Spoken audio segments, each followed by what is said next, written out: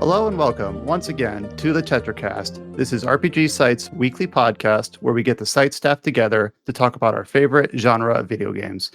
My name is Brian Vitale. I've got the usual crew here today. Let's go through them. We've got George Foster. Hey, everyone. Joshua Torres. Howdy. Adam Vitale. Hey, guys. And James Galizio. Hey, folks. So we're already approaching the midpoint of May, which I think is crazy. A lot of games have come out in March and April. We're still working our way through. I've already put some time into Saga this week, still working my way through that, through NieR. We've got some upcoming games that we both can and can't talk about. Only a week away from Mass Effect. So lots of exciting stuff going on. As typical, we will start the podcast talking about some of the features we have on the site and some of the games we've been playing, followed up with just a news rundown and a topical section based on stuff that we're interested in seeing in the future. So at the header here, I'm going to start site side and talk about a couple of the features that have gone up in the last week. The first one is a new review from actually a new contributor to the site, Nathan, who wrote up a review for Story of Seasons, Pioneers of Olive Town. So this game released back in March on stateside, at least February in Japan. So it's a little bit of a tardy review, but Nathan wanted to cover it because he had kind of been a lapsed fan of Harvest Moon Story of Seasons, and he wanted to see just how this new entry on Switch played out. So he's not here to talk about it himself, but he did write up a nice review, and it's his first for the site. So go ahead and give that a read. It seems like the general sentiment is that he seems to prefer Rune Factory, which maybe that's something that James can also collaborate on, because I think you also feel pretty strongly about Rune Factory as the modern RPG farming sim. But go ahead and give that a read if you'd like. Apparently, Story of Seasons, the Pioneer game, I guess I haven't played it, but I guess it's sort of released in a state where it almost feels not finished yet, and they have DLC coming that might help. But it's just maybe awkward that some of the stuff that's being included in DLC wasn't there originally. That was the sense I got. It's the old, very old, this is pre-George meme image where it's the Mona Lisa with the segments cut out and resold to you. I remember that. Yeah. You were in diapers. Yeah, I was learning to read, but I remember that. But anyway, so that review's on the site. We also got a kind of another feature here that a little bit out of left field for the Kingdom Hearts 3 PC port that released a little over a month ago. So this is something that James wrote up after playing through it on the new PC version. And basically, I don't want to spoil what you thought of it, but you thought very highly of it, enough so where we don't always do PC specific reviews because it's kind of pointless. But here you thought it was commendable enough that it was worthy of the write-up. So let me know what did you think of the Kingdom Hearts 3 PC version that you played through? Well, when we're talking about PC versions of games, and obviously we're not a PC-centric site, so there's always the issue of we can't do benchmarks of a wide variety of hardware. Usually I try and at least test on my laptop too, so I can say, hey, so here's what performance I got on this system, and here's what performance I got on this system, so on and so forth. Well, Kingdom Hearts 3, first off, the optimization is very good. Obviously, my current rig is kind of overkill, but I was able to run it at 4K, over 100 FPS the vast majority of the time at high settings with a few things set up to max, like LOD and whatnot. And just very impressive. It has a bunch of other options that aren't necessarily tied to graphics, so controller configuration. You have full button remapping. You can choose Xbox or PlayStation or generic button prompts. You've got full key rebinding. There's a really interesting setting in there that I didn't expect to find, but there's presets for the keyboard configuration if you don't have a QWERTY keyboard, or if you have some of the alternate keyboard layouts. You can just choose that and it'll automatically rebind all the keys, so you don't have to do it yourself. Which that is really above and cool. beyond. Yeah, it's there's not many things that this port is missing that really stands out as really, really being a blemish on the port. It's just really, really good. It's kind of weird because like I play most of my games on PC, but for a game like Kingdom Hearts, without even thinking about it, I'd be like, wait, you can play that with the keyboard? Well, I guess of course you can. I would just like never consider like not using a pad for it. But I did also play like Horizon Zero Dawn like with mouse and keyboard, which maybe some people would think sounds awkward at the same time. But did you play at all with the mouse and keyboard? Oh hell no. That's what I'm thinking. Hell no. Horizon Zero Dawn, though, honestly, bow aiming with a mouse, it's almost like easy mode. Yeah, it's a third-person shooter, so it's like usually I still play those with. Well, actually, no. I feel like third-person shooters are probably a really good like usage for the Steam controller. Rest in peace. But yeah, R.I.P. Usually it's kind of like it's a trade-off of third-person shooters if you want to use a controller, if you want to use keyboard and mouse, because usually there's a bit more emphasis on movement versus first-person shooters and whatnot. But then again, like there's Doom Eternal and that. Like, why would you play Doom Eternal with anything other than a keyboard and mouse? Unless you're playing it on Switch where there's gyro aiming. I don't know. Yeah, the opposite of a game like Kingdom Hearts. If a game is from a first-person perspective, shooter or not, I just find myself defaulting to keyboard and mouse. The last feature that we have up on the site is one that just went up like literally this morning. It is an interview from Alex Donaldson interviewing the developers of Neo: The World Ends With You, which is only 2 months away. So they talk about how it's been 14 years since the original game and it's finally getting a sequel. Some fans of the previous game are now on the development staff. They think it's going to be more heavily tied into the RPG systems. So it's a really kind of illuminating read, just kind of a fun little piece to, I don't know, help dull the waiting time until that comes out in the middle of summer. It's pretty interesting in that interview because they talk about like how they now with the sequel they're incorporating like more like character progression elements into it, so it's leading more into an RPG type of progression curve, and like you even have like some sort of bond system with your party members where the closer you get with them, the better you are. So it might be, maybe taking cues from from a Persona or something. So it'll be interesting to see how that unfurls into the game, which is the previous game, the original game, is really fun, but it was, I guess, more remembered for its style and its music more so than like its actual gameplay mechanics outside of like the novelty of its control scheme on the DS. So it's interesting to see like how it'll try to reinvent itself without having to really rely on something that's like a novel control scheme back then. Yeah, so now that they're on a more conventional setup, they got to really focus more on like the kind of the meat and potatoes. Go ahead, James. I was going to say, just boiling down the original games like control scheme and battle system to just the novelty feels like it's underselling it a little bit. But I get what you mean. I mean, it's not really underselling because it was a novelty at the time. It worked well for the hardware. I'm not saying that it was bad. I'm just saying that's when people think about that original game. It's either one of three things: either the look of the game, the music of the game, and or that control scheme. That's not saying that those are bad. Unless it's on Switch, in which case it's bad. Well, yeah, we don't talk about Solo or Final Remix at this point. If you're gonna play the original game, get a DS out.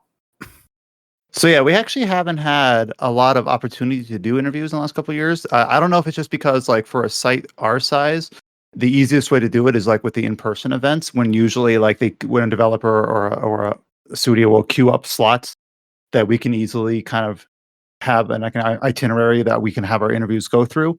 So, and in this new, like I say new, but like in this higher focus on like the digital marketing or whatever, it just feels like we haven't really had the opportunity in the last couple of years. Did we do a single interview in 2020? I don't remember. But I did one with the Scarlet Nexus people. Right. Yeah. Oh, so it hasn't gone to zero, but it's just been a little bit loose and lower. So kind of cool to see. Maybe we'll start ramping that back up and doing a few more of those. Always kind of cool. It's tough, like not doing it in person, especially like because how just a little bit behind the curtains how logistics, especially like when you're not reading in person, works out. Like for a lot of like the publisher side, some of them like kind of do like a roundup interviews where like it's kind of like a round robin. They take like a certain like group of people from different outlets, and then you go chat with them, but it's like a more group setting, not like a really personal setting, one-to-one setting.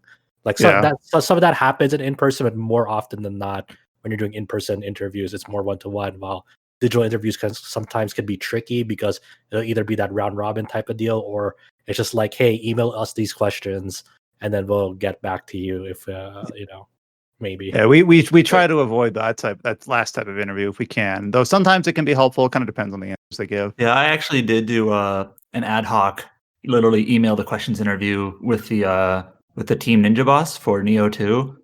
But I actually never ended up publishing it because sometimes in that case, especially, the answers you receive are just a little bit more just pure PR speak. Like it's pretty much just like, let me reiterate the bullet points that are on the fact sheet or whatever. It's just like, this isn't really interesting, you know. You're just reminding me of a interview that never got published. I went there for this site, but it didn't fit the scope of this site. I trying to remember who it was. It was like Capcom and I think Marvelous, and they were announcing Teppen at Anime Expo that year. Like, but we didn't know what it was. They're like, just come hang out with us, interview, and then like, it's for like a mystery project. And then like I went there, and then like I found out like on the elevator up to like where to meet them at that hotel. It's like it's Teppen. I'm like, what the hell's Teppen? Like, is that? I'm like, don't you know Teppen? Like because they barely announced it that day too, right? So I'm like, what am I gonna like ask them? I barely know anything about this thing. And I don't even remember what Teppen is. It's like a card game, like a card battler game on mobile, with like Street Fighter characters, right? Yeah, like Capcom characters and whatnot in general. Dead Rising's in it, I think. Yeah. Yeah, I think otherwise known as the King of Iron Card Tournament. So yeah, that was an interesting interview because like I still did the interview, but I felt like I felt like I asked terrible questions and it didn't fit the scope of the site anyway, and they were like filming it as well, and like it was like the cool, why were they filming it? I don't know. The cool thing about it was like I got to meet with what was his name? I think Ishimoto. Oh, I forgot the Monster Hunter producer. He was like one of the ones I was interviewing for it, but it was just weird because like it's one of those things that like I knew going in was like this interview is never going to get published.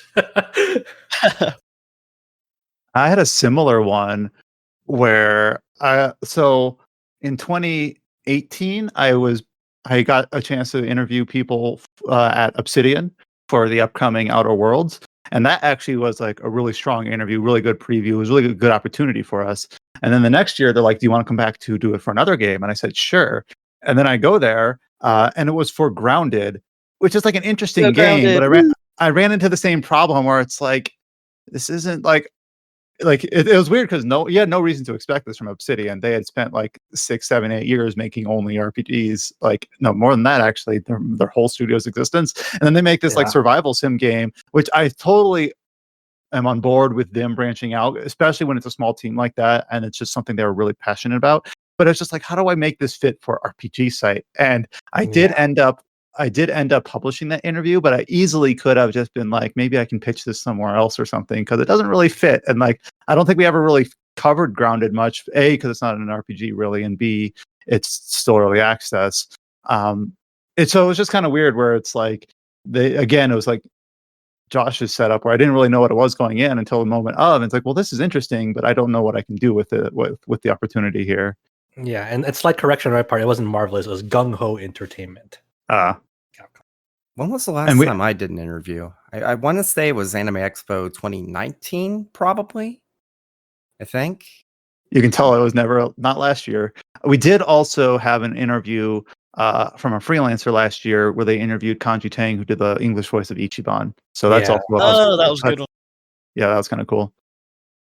But anyways, we do have the new Neo interview from Alex to those developers. So go ahead and give that a read. And that game's coming out in a couple months. The last site-side feature that I kind of want to generally kind of point out is that we have slowly been kind of ramping up our presence on Instagram. We've been kind of posting like artwork and anniversaries there for a while, just kind of like in parallel with our Twitter feed. But we've been doing some work with some kind of like artsy card templates to try to kind of signal boost our any reviews or interviews. I think actually anything that I mentioned today might be on there, including the interview with the Neo developers. So just if you're already following us on Twitter but you tend to use Instagram more, you can go ahead and follow us there as well. Just going ahead and giving that a shout out, Instagram.com/RPG site. So on to the what we've been playing section of this podcast. If anyone here is a new listener, we typically kind of divide this podcast after the introductory stuff. Is that the first half, we end up kind of just going through what games we've been playing the last week, with obviously a lot of like focus on RPGs and newer releases, though obviously we have no rules against going into like classic titles, retro titles, or non-RPGs. And then followed by a kind of a topical section where we go over the news of the week, just see where the discussion leads us. That's kind of how the podcast is sort of divided. I am looking at the list here of what people have marked down as the games that they've been playing for the last week. And just unfortunately, it just seems a bit thin. Maybe due just to the fact that people are playing embargoed titles, or they just didn't have a lot of time outside of their, IRL responsibilities. But let's see, I guess, what we can get out of the list here. So we did talk a little bit last week about Returnal, which I know is not an RPG, but it was a kind of a big splashy release for the PlayStation 5, giving us a reason to turn those on. A couple of you here have mentioned that you're still working your way through Returnal. I think, James, you were able to finish it. So I don't know if maybe you can kind of go ahead and see like if your thoughts have changed much since last week or anything like that. Actually, don't forget. Well, I actually don't remember exactly what I said last week. I probably should have listened to last week's podcast before this week's, but I was busy. But you were there. You recorded the podcast. I mean, like the look, last podcast. in my defense, the last like half a week has been a bit of a blur because I got my COVID vaccine shot and I've been having the side effects something fierce. Oof. Yeah, So, but basically last week on the podcast when we were talking about Returnal, we basically broke down like how the game plays, how the game is. You chimed in about like the controller haptic feedback and whatnot. Like we gave a pretty good detailed breakdown, but I think just the general just like we generally like it just as first impressions, but we don't know anything much about like this what happens later on in the game. Like does it like pick up? Does it like be good? Or I guess most of the questions surrounding this particular crew on Returnal is like, does it get better as the game goes on after like the second area or something? Because not a lot of us like progress that much. But also, did you get hit by the save corruption yeah. bug? Yeah. Thankfully, I have not touched that game since whenever You beat that it patch. Before. Yeah, so I haven't touched it since then. So Jeez. I haven't had my data corrupted, thankfully. Am I the only one here that's finished it? I think so. Yeah, I haven't had much time to really play it since, and like, and since they've been having all these updates throughout the week of like, hey, we're gonna release an update. Don't don't be in the middle of the run. Yeah, don't be in the middle of a run, or don't put your game to auto update if it's in rest mode. It's like a lot of like asterisks of like, hey, we're about to like update this thing, and then like 10 million asterisks of like, yeah. And then like one of like the early patches like corrupted save data, and then they're like, well, we're gonna get another patch in to make sure that doesn't happen going forward. But if your save data is corrupted, oh, well, sucks to be you. So it's just like, when is it safe to touch this game again? So I've kind of like bounced off of it until like that sorts itself out, and whatever they decide. Yes, the Outriders problem. Yeah, God, yeah, you're right. But it's really annoying that like. I don't know. It's one of those things that like you would think that you would like account for this after you release your game of like, if we're gonna update this game, like, is there any way to protect our like players from like things like this? And so here's the thing that's funny. The thing that's really, really funny. So there were reports that as soon as the update hit the servers, people that were in the middle of a run had their games crash. That sucks. So even if you don't have auto update enabled, like something in their back end immediately, once you're no longer on the same update as what the server expects, the game just crashes. Ugh. See, I had actually like annoying. the reason why I haven't finished it, sorry to jump in, but speaking of crashes, I suffered like a nasty glitch. I was near the end of the second biome, feeling good, like good weapons, good gear, good health. Like I'm like, yeah, I can do this, and I fell through the floor. And no autosave, nothing like that. Did it? You don't mean like fell off a cliff. You mean just like No, your I mean character- fall through the floor. I like glitched. So there's a picture on Twitter of me just like just see the whole map just completely under the floor. And after that, I guess I was a bit salty because I was like, I'm not going back until it's got like some sort of save function. It's just it doesn't work. Yeah, that's the thing, right? Like I understand from like a game design and direction perspective, of like, hey, adding like a suspend save or any sort of save functionality mid run would like kill like maybe the artistic integrity or like the of the game and whatnot. I can understand from that point. Bullshit. But but it's one of those things that like if you're gonna take this path, you have to be absolutely sure that like you're protecting people from like not having to suffer, like for example what George has had to go through, or for like many other people it's like just random crashes or random things that go on in the game that like force them to just forcibly like restart a run from scratch because for something that they weren't responsible for. But So I don't what think a I was suspend saying- save would really help with that, though, because the suspend Yeah. save is basically like a pause, and if you crash, you can't suspend save. I mean, Well, you yeah, could. maybe like saves. an auto. Yeah, saves Maybe won't like deal auto. with the crashes in that sense, but I'm gonna have to call bullshit that adding a suspend save is going to have any impact whatsoever on the artistic integrity when at the very boot up of the game it says there was no save function. If you want to pause your game, go into rest mode, which isn't that just a system-wide suspend, like literally? Yeah, like also that bugs me on another level because it's like say I'm playing this game till like I don't know, like 11 p.m. I'm like, okay, I'm gonna have an early night, but I'm like really far in. Okay, I'll just spend my console. Am I supposed to just like keep the console on all night? Like that's that's not always an option for people. Like I know, like exactly. when I leave my electricity on all night, that's just it's not even. I've played games longer than 5 hours at a time, which is probably what it takes to beat Returnal. Like I play games like more than 10 sometimes if they're a special one. So like it's not a case of I can't put in the time to finish Returnal. It's I don't feel like it doesn't feel like it has to have like no autosave or like save between biomes. Like it feels like it's just doing it to like almost gatekeep in a way. Like it's I just don't like it. think the lack of saves was due to artistic integrity or anything. I think it just comes down to the fact that before this game, Housemarque literally just made arcade games, which naturally didn't really save. That's true. Okay, this some of my ignorance of the PS5 here, but can you suspend a PS5 game and then play another game? Like No, is that an there's no option, or quick it's- there's no quick resume feature on PS5. Ah. That's an Xbox Series exclusive feature. so basically, if you're in the middle of a run, you're kind of like committed Screwed. to it. Yes. Yeah. And runs can last a pretty long time. Like I think, am I the only one here that's played Risk of Rain 2? Or I played Risk of Rain 1 and 2.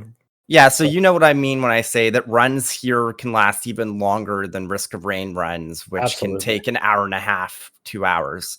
So Yeah, but I actually like doing that in Risk of Rain 1 and 2. Like those are actually fun because like yeah, but here's the thing: doesn't Risk of Rain have a suspend feature? I don't know I don't remember if it does because it's been a while since I've touched both of those games. But just the average playtime to like complete a run in those is vastly lower than what it would take for Returnal. Yeah.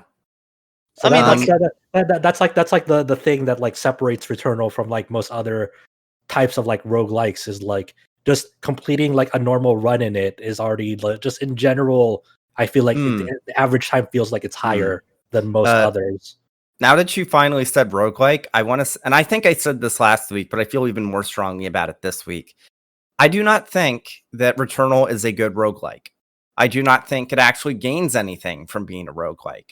I think I've started to come around to that perspective too. Like the more I've seen, It's good in spite of being a roguelike. But as a I feel like- roguelike, no, I'll say this. It's not even really a roguelike because the biomes themselves are pretty much the same thing. Like the first biome will be kind of randomized room location or spawn, but the rooms themselves aren't randomly generated. It's more like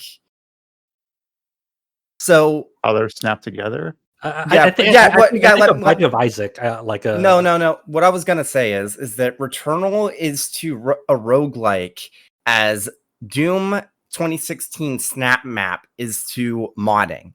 They're not the same thing. That's a fantastic comparison. I should also make it clear for people who aren't familiar, James isn't one of those people who is like, ew, roguelikes. You know, this is one of the biggest Shire and the Wander fans I know. So James knows his roguelikes.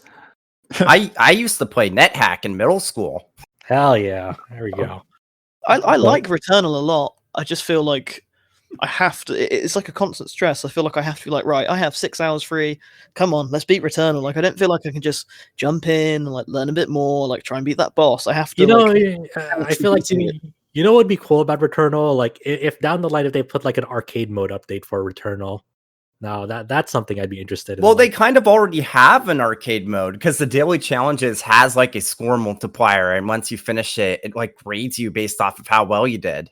Yeah, but that's not really the same as like what I'm looking for, right? Like arcade mode, like is an actual stages. Like, hey, like you like do an arcade mode, and like it'll randomize like the biome like progressions. Like, oh, you're like you're the first stage is in the third biome, and the like a second stage might randomizer. be, yeah, kind of like a randomizer, but like through an arcade mode setting, and it's like and then and then it'll take like the daily challenges like philosophy of like having like a persistent score throughout it, but you don't have to engage with like a sort of like, oh, I have to wait for like the next day for it to like gain something new or like experience something new.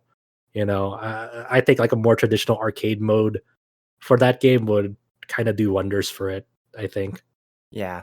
I think the main issue I have is that there's no persistence, but each run is so similar. Like the biomes themselves, like even like, and I said, oh, well, there's some like differences in the like which room is where in the first biome, but in the second biome, the third biome especially, yeah, it's basically always the same exact thing. Like it's just, I don't know. I enjoy the game. I'm still glad I bought it, even if it was $70, which I'm kind of less happy about that. But yeah, I don't know why it was a roguelike. I honestly don't know why. It didn't need to be. So like this reminds me of I played that indie tactical RPG Other Side last year, which was also a roguelike. And really more broadly, in a roguelike game, there has to be some level of randomness or some level of variety or variation from run to run to kind of keep things new and fresh and interesting. And like just broadly speaking for a good roguelike design, right? But that was one game that just didn't have enough. I think they actually updated it, but that's definitely not something you want to run into if you're making a roguelike, is where runs just feel more repetitive than they need to be. Yeah, when I think of like the last like really good one that I really, really enjoyed, that'd be like Dead Cells. Or even like Slay the Spire, if you can count that. Did you not play Hades? Of course. Hades, yeah. yes, also that. I guess, yeah, Hades, yeah. Oh yeah, that game. Hades is more so when your character builds than like obviously go from the same location to location. But like your build, depending on which upgrades you get and which weapons you leave with, can make things completely different, you know. So I guess those would be like the gold 3 examples is like Hades, Dead Cells, and Slay the Spire for me. Binding of Isaac's good as well. That's a good one. Yeah, I mean, I need to try out that new content update that dropped for it. Is anyone else's brain dumb like mine and they always associate suspense saves with like the owl statues in Majora's Mask? Like in my brain, whenever anyone mentions a suspend save, like as a long pause, I'm like, oh yeah, it's like those owl statues. I think I do because it was probably the first game I played that had like a save that wasn't a save, if that makes sense. Just in my childhood. So I get that. All right, so we have a couple other games that were brought up last week that maybe we'll follow up on this week to see. George, you've put a little bit more time into new Pokemon Snap, and I think James has as well. Yep. So I ended up reviewing it for Nintendo Insider. I gave it a 7 out of 10, which I don't know why I'm saying it like, oh no, 7 out of 10. Like, that's good. That's a good score. It's a fun game, but I just didn't love it. I didn't love the progression. For a game that's like really peaceful, it can be like really frustrating as well.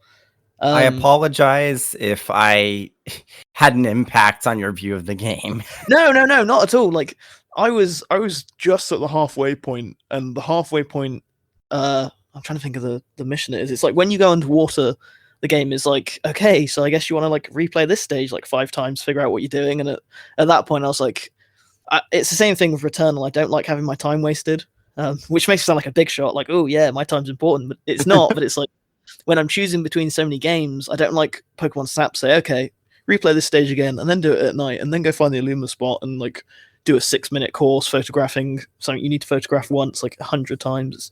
I don't know. I think for the people who like it, they're gonna love it. Like, it's a specific taste, and I enjoyed it. Like, I'm definitely glad I played it, but I'm not thinking of returning to it anytime soon. Like, it is one of those one and done things for me. Did you finish it? Like, Yeah, fully. Right. Well, I didn't get like all the Pokemon, but I saw the ending. got to the credits. Yeah. I feel basically the same. I didn't actually put down Pokemon Snap on my. I don't think I put it down on the podcast sheet, No, you but didn't, obviously I did. I did finish it this week. I feel basically the same. I'm kind of waffling between a 6 or a 7 for when I do review it, and I am going to review it. But it's just like, man, for me, it really does feel like a bit of a step back compared to the original, just because of there was like padding and replaying levels in the original, but it doesn't feel as bad and as blatant as new Pokemon Snap. And the thing that pisses me off is that new Pokemon Snap didn't need that, because there's much more stages. There's much more Pokemon. I understand why they wanted to have it so that, the more you play the stage, the more the Pokemon get used to your presence and the more that show up.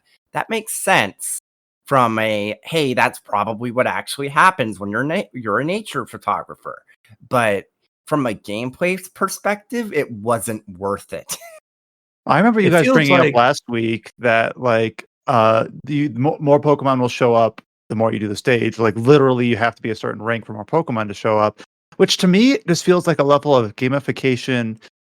Well, let me back up. I feel like I shouldn't judge this game so much just because I haven't played it. I always feel like, do I have a leg to stand on here? But just the concept of like, we will not allow you to see the Lapras in this level until you have done it 3 times or whatever.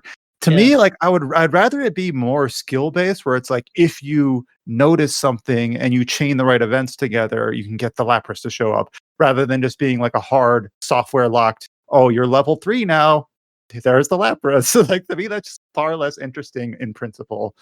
So Yeah, I still talked to Kian about it, and we mentioned Kian last time because he's put like probably the most hours I've seen anyone put into the Pokemon game. Snap Ian Master. Maher. Yeah. news editor news editor at the Gamer. Yeah. And he said to me that there are a lot more like secret encounters, like Pokemon that you have to like do chain stuff to uncover. And just from describing it, like, he's one of those people that it's really like latched with, and he's really enjoyed it. Not to speak for him, but that's what I believe anyway. And that's cool, but I never felt like I wanted to do it. Like, it never felt like super worth it, and maybe that's because I'm not like a hardcore Pokemon fan, but I don't know. It's there, I think, but it just doesn't interest me that much, which is a shame. Like, I gave it a 7. Yeah, I gave it a 7. And I enjoyed it. That it's really pisses me off, because if you finally get to those interactions that I was looking for, once you get to max like research level after replaying each stage like 6 or 7 times, that actually pisses me off. Yeah, I believe God. it is all like I think the max rank is 4, but it's still like that's still Oh Like, God. at least 5 or 6 replays. Like, it is a lot. Like, and you have to be finding new stuff each time. You have to be getting like good photos, and I feel bad because it's like rushing the game to finish it. Bamco. Like, I feel is different. Sorry, James is having a meltdown. Sorry to do that. Did Bandai Namco develop this? Yes, they Yeah. did. It's Sometimes funny they do that weird, like we are actually the developers behind this Nintendo game sort of thing, right? Yeah, They do but that. man, should I go back and no? It's their Next own week damn, it's gonna their be- own damn fault if I don't talk about it because they're the ones that locked it behind asinine requirements. It's their fault. I feel like Next James's week. score would be lower than 7. Actually, I'm thinking 4. I'm joking. Oh, does it have to be a 4? I mean, do we really need a score? 0? Yeah. I just want a scoreless. Can we put 0 in our review score field? I've never tried it. Let us. Oh. Here, I don't want to be such a Debbie Downer. George, name one good thing, one great thing about new Pokemon Snap. What's one thing about it you really liked? It's stunning. I think I said this last time, but In what, like visually, you mean? Yeah, like it is. It's, for my money, it is the best looking game on Switch. Not the most impressive. That is still Monster Hunter Rise. That game's like wizardry, but new Pokemon Snap is the best to look at. Like, it looks incredible. The stages all look really cool. The Pokemon are really detailed. Like, this is what I know this is cliche, but this is what I'd want a Pokemon game to look like if they did it right. Like, if they just took the models from new Pokemon Snap, like, it'd be awesome. Take the environments, really cool. And it is relaxing when it's not frustrating. Like, if you just sit down, take a few photos of Pokemon, like, you're gonna have a good time. It's just if you're like, I don't know whether it's like a critic point of view where you're like trying to beat it in like not even a specific time frame, but like in a timely manner before like other stuff comes out. It's a different experience, I guess, because I can't just go, oh, I'll come back to this tomorrow when like maybe I've had a rest and I figured out what I need to do. I'm like, I need to finish this game now. So I don't know. It's a weird one, but yeah, I'd no, recommend I know it what to you mean Pokemon by like it's not always like, oh, there's a deadline, you have to beat it by that, but you have to, like, even if you're trying, you can't always approach a game that you're going to be writing something up or trying to critically look at the same way you would more casually. We're like, oh, I'm just going to put an hour here, 2 hours there. Like, you kind of have to treat it a little bit more like formally, which might affect, like, maybe the game isn't conducive to being experienced that way. Maybe it is more of a slow burn. So even just as a regular consumer, sometimes like I'm playing a game and there's another game I'm interested in like coming out soon. Like, I don't want to have like 2 games on my plate. I want to finish this one before, Fantasy VII Remake Intergrade comes out or whatever. That sometimes happens, even if it's not for review or critical reasons or anything. Yeah, you feel like you have a deadline because, like, oh crap, that game releases in 10 days, and I'm in the middle of this one. No, I see what you mean. All right, I will take the next swing. I talked about this, I think, 2 weeks ago. I have been continuing to play through NieR Replicant, and unlike James, Josh, or George, I still have not finished. It's fine, dude. I mean, or Adam. All 4 of you have finished. Well, Adam hasn't played the remaster. He's played the original game. I haven't even started. I think same with James. But I'm the only one here that has not finished any version of this game. So the last time I talked, I was just like 80% of the way through like the first run through. Our favorite roguelike, NieR Replicant. But I talked about like how I got like distracted with side quests and fishing or whatever. But no, now I've actually played some of like the real game, quote unquote. So I finished Route A, first playthrough to the first ending. I then played through Route B and got the second ending. And now I'm in the third time through the game. And don't worry, anyone listening to this, I am not going to spoil anything. I'm just going to be talking about like general vibes here. My favorite part of the whole narrative experience so far, I think, is the very beginning of Route B, which is basically just kind of the prose with music text segment, kind of like a Lost Odyssey, Story of Dreams, or a Fantasian, text snippet. Anyone who's played that, and I don't know why, but just that. Oh, I know what you mean. Yeah, it's the Kaine bit at the start of Route B. Yeah.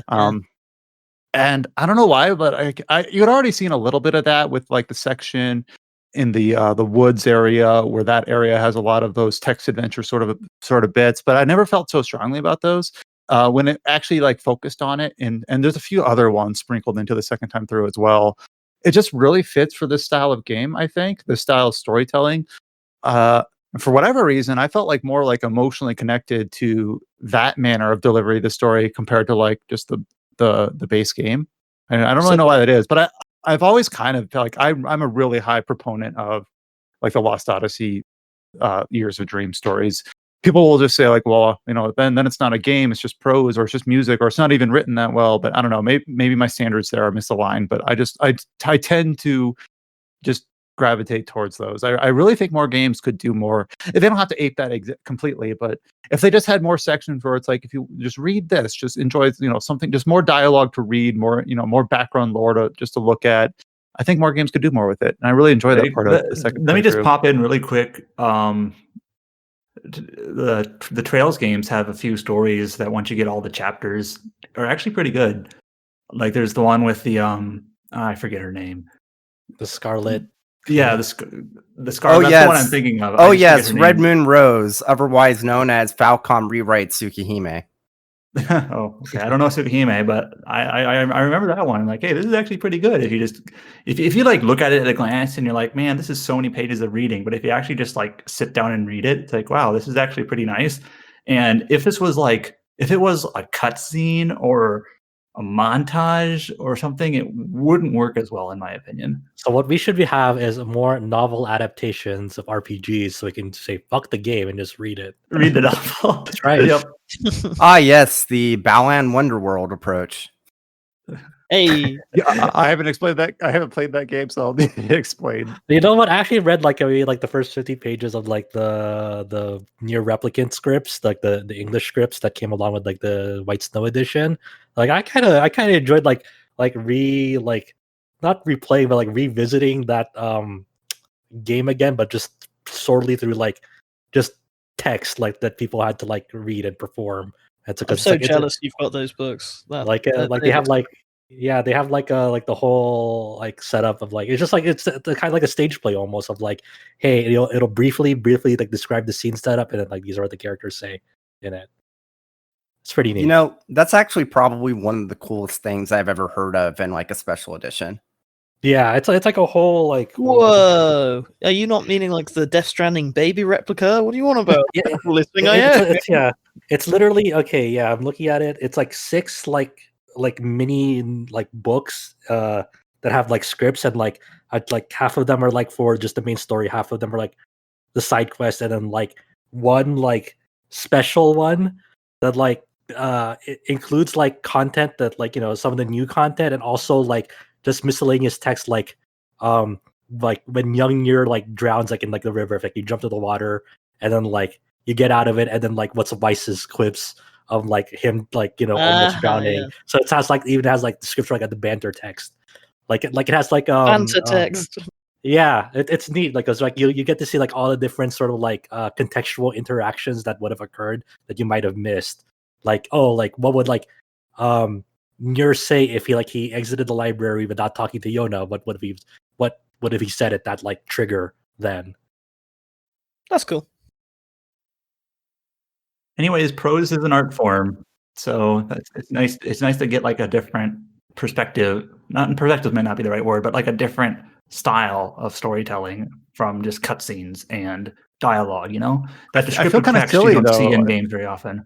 Saying that like, oh, my favorite part of this game is this little 10-minute read in this beginning here, but I don't know, I really enjoyed it a lot, and I'm like still thinking about it. Or No, some I of the agree. scenes some of the scenes in the game that I feel like are supposed to be emotional just fall flat for me. And Some I of don't know them, if it's some of them voice are very, acting. some of them are very admittedly corny, whether it's like English or Japanese voices. Like, there's a very, very early scene in NieR, not really a spoiler. Like, there's a certain thing that, like, maybe like when Kaine, like the scenes that happen before Kaine like joins your party, essentially. Kind of like with like young NieR saying, "Kaine, we're friends now." It's like that whole thing is like very Kingdom Hearts corny. Yeah, for sure. It's really funny and like. To me, because I know that story, it's endearing, but I can see why people are like, what the fuck do people see in this? Yeah. And then the game does like to repeat that sort of style where it's like, I'm trying to be generic here, where it's like, come back to us. I'll find you if I need to. I won't let you Kingdom go. Hearts. Like, Yeah, Kingdom Hearts. general stuff. And it does it in a few different contexts with different characters. Like once it's one character shouting for another, then the rules are reversed. And then like in a different sort of context where it like repeats the same like sad song behind it. And I just don't feel it. Like I'm just not jiving. Like it's fine. I'm not like scoffing at it. I'm just like, I just wish I was more invested. But then I read that opening Kaine section in the beginning of the second route. And I'm like, man, like that one hit home. And then the second route in general has enough new stuff thrown in, like all over the place with a ton of different contexts, that it didn't really feel like repetition at all. Well, I won't say that because that's kind of like a lie. Obviously, you're going through the same general beats, but I've never felt like I had to skip a cutscene or, oh, not this again or whatever, because there's enough new stuff where I'm like, it just felt like this is the next part of the game. Completely normal. Then I get to the third time through where I'm starting to feel like there's not a lot left, where it's like, okay, now there's a few more things sprinkled in, but not as many, a little bit more subtle. Now it really starts to feel like, can I skip this cutscene? I've already seen it a few times. Do they add anything to it? I don't think so. And then I'm pressing B more often through the text where I'm just like, get through this, get through this, get through this. Am I having fun? I'm not sure. So part 3 is where I really started to like, I felt like maybe they could have more. First of all, there might be a reason for this at the end that ties it all together. And I'm like, oh, why did I even think that way? But I just felt like they maybe could have more evenly distributed some of the revelations in the second time through and maybe split it to the third. They do some nice stuff with the new remaster story content that does alleviate that a little bit. The new remaster story content does kind of progress from the first time through, second time through, third time through in a very natural and strong and compelling way. So that part I did like. But then I'm thinking, like, the people who played this originally on PlayStation 3 or whatever, they didn't even have that to bolster the third time through. So it's kind of like, oh, we just revealed these major parts just recently to you. Now get back to the very late game again before we'll tell you more. And I'm just kind of like, it's a little bit dull at this point, unfortunately. You know who are the real troopers? The ones who will do the fourth playthrough. Because like for ending C and ending D, like really the only thing that like distinguishes them is like a final choice at the end of those playthroughs.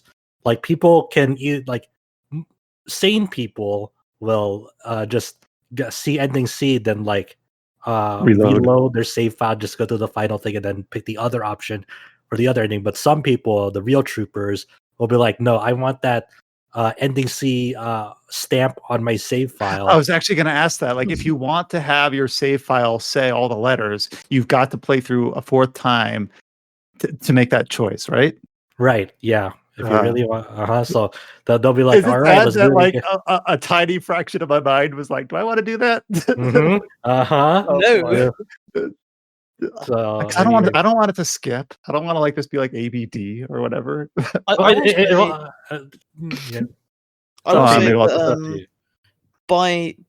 was in the same position as you, Brian. I was like, by the third time, I was like, okay, what is it that like people excuse this for, but like will not like let repetition stand in other games?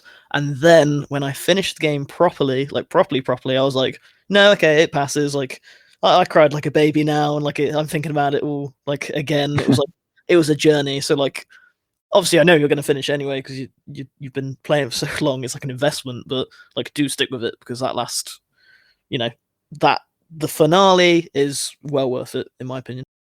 Yeah, so this might be fun for you guys that know the ending and I don't. Some of the revelations in part 3, or sorry, not part B, second part, felt kind of obvious to me, especially some of the stuff at the very end, right before the credits play the second time. I'm like, that seemed almost too obvious to me. Like, am I missing something? What does it mean, Taro? So that's like kind of like the weird tragic thing about just NieR in general, in terms of like just what you experience only through the game, because like a lot of like the surrounding stuff about NieR, like things that happened way before it and things that may have happened like in behind the scenes on it, is like that's never really surfaced well in the game outside of like the brief like dark documents that you may like receive in the loading screens. Like there'll be like a different color scheme in the loading screens, yeah, and whatnot. So like that's kind of the weird thing about the Yoko Taro games in general is like their games are solid and like their themes are like well-meaning and like in terms of what they're trying to convey to you, but a lot of like the meat that you would want is like in other supplementary material that's like not in the game. Like you're more near like literally like detail. It puts a lot of details between like what happens at like Drakengard to Nero and like what does that chronology look like, and like the actual world building is like fascinating how it got from here to there, but you don't really get that type of sort of Delivery. experience in the game. Yeah. So Yeah, that's and the it's tragic thing about it. there are still some things that I think the game is deliberately being like, you know, the first third and you know the second third, you don't know the last part yet. Like these things seem like they're tied together, but you don't know how or why. You have to keep playing to find out. There's some parts where it doesn't feel like a plot hole. It feels like they're deliberately withholding this from me until the moment's right. So that I'm excited to like close up as soon as I route through the last few endings. So like I'm trying to keep an open mind, but there are some parts that I'm just like, yeah, I saw that coming. I do have a copy of one of the NieR Automata novelizations, like a long story short or short story long, I don't remember. And I'm kind of interested in like revisiting both that and that main game now that I'll have played them like both and I'll have a little bit more context. What's And kind then, of course, go ahead. looping back around to what you said about the Kaine story bit impacting or like fitting, working for you, clicking for you. The one part about NieR Automata that I actually remember most about that game is another one of those story bits, specifically with Devila and Popola. And that hits harder when you play the original NieR and you kind of know what their deal is already. So if you do replay that game, like that section is one to look out for. It's another one of those like story bits, and like out of the whole game, I also feel a little bit silly to say this. Like that's one of the most memorable parts for me. The part that's ostensibly not a game. It's funny that we were bringing all this stuff up because like before this podcast even began, like one of my tabs on my browser just like a YouTube video of someone put English subtitles to one of the Yorha girls stage plays. I was like, you know what, maybe I should go watch that or something. And it's like a little over an hour long. So I'm like, Only an hour? I mean, 1 hour, it's the first half of it. So but it's not 7 hours. it's not 7 hours. Definitely pales in comparison to some of the big masterpieces that people have put out recently. I can't believe that Josh, Adam, and Brian are bigger Kingdom Hearts fans than George. Don't stop. All right. So here's some context. A YouTuber, I don't know his name offhand, put together, Adam, look this up for me while I talk. Put together a 7-hour-long cutscene compilation of all of the Kingdom Hearts mobile projects, like stitched together with minimal Disney World like fluff. No, not all of them because they don't have the flip phone coded and recoded, so it's not all of them. It's like Union and Unchained and Dark Road and all that stuff. Sure. And I just randomly like put it on another monitor. I'm like, why the hell not? I'll watch through this. And somehow that became like a group watch for me, Adam, and Josh. Ended up watching like 2.5 hours worth of it. But in the middle of that 2.5 hours of this cutscene stitched together mobile game stuff over the last like 7 years, it tells you, all right, now you got to watch Back Cover, which released with one of the HD compilations, 2.5, I think. Yeah, and to clarify, like it's literally in the middle of the video, like after like a cutscene, it goes to like a black screen with white text. It's like, all right, do not progress any further. If you want to continue, make sure you have watch backstory or back cover. I'm like, what? Oh, that thing. And then so we went off and watched the entirety of Back Cover at that point because we're like, well, we got to get the context, right? We wanted to understand what's happening. So we spent an additional hour on top of that, whatever, how many hours we watched it that night. I think we're like almost 3 hours. It totaled like 3.5 or 4, yeah. Yeah, so for like one night, we literally spent like almost 4 hours just watching this Kingdom Hearts thing together, like trying to fucking make sense of like, all right, so this is how it went down. One of these founders was raising child soldiers. This one's like, I'm gonna fucking keep this document and make sure no one knows about this document about the traitor. And this one's like, I forgot the other roles, but it's already Angry sleeping one, out of yeah. my. And then See, like, like, when you say here's it, I the know Keyblade who you lore. mean. Here's how the graveyard appeared, and it's like this weird like mobile Not even- stuff. Not even talking about the fact that the browser game and the mobile game are not the same game, but rather the mobile game is like a remake, sequel. It's fucking weird. okay. What I really liked about this thing that we watched though is we got to see like a snippet of like some gameplay of like how it was actually played and how this manifested in the game, like what you were actually doing, and like the damage values in that game are fucking insane. It's like literally in the billions. Like we're doing billions of damage. Yeah, it's like here's your Riku card. You're now doing like 7 billion damage. It's like, wait, what? And it didn't kill the enemy. It's like that's still just like part of the power level curve. It's like, what is going on in this game? Wait, am I misremembering, or did it have like Final Fantasy VII Remake Cloud like come in and do damage? Yeah, I don't And think like it was Melody of Memory Kyrie would show up. Yeah, I don't think it was like FS7 Remake Cloud unless they added that. But like, No, I think it was. It looked like a Dissidia model, but I don't know. Or maybe it wasn't the Kingdom Hearts Cloud for sure.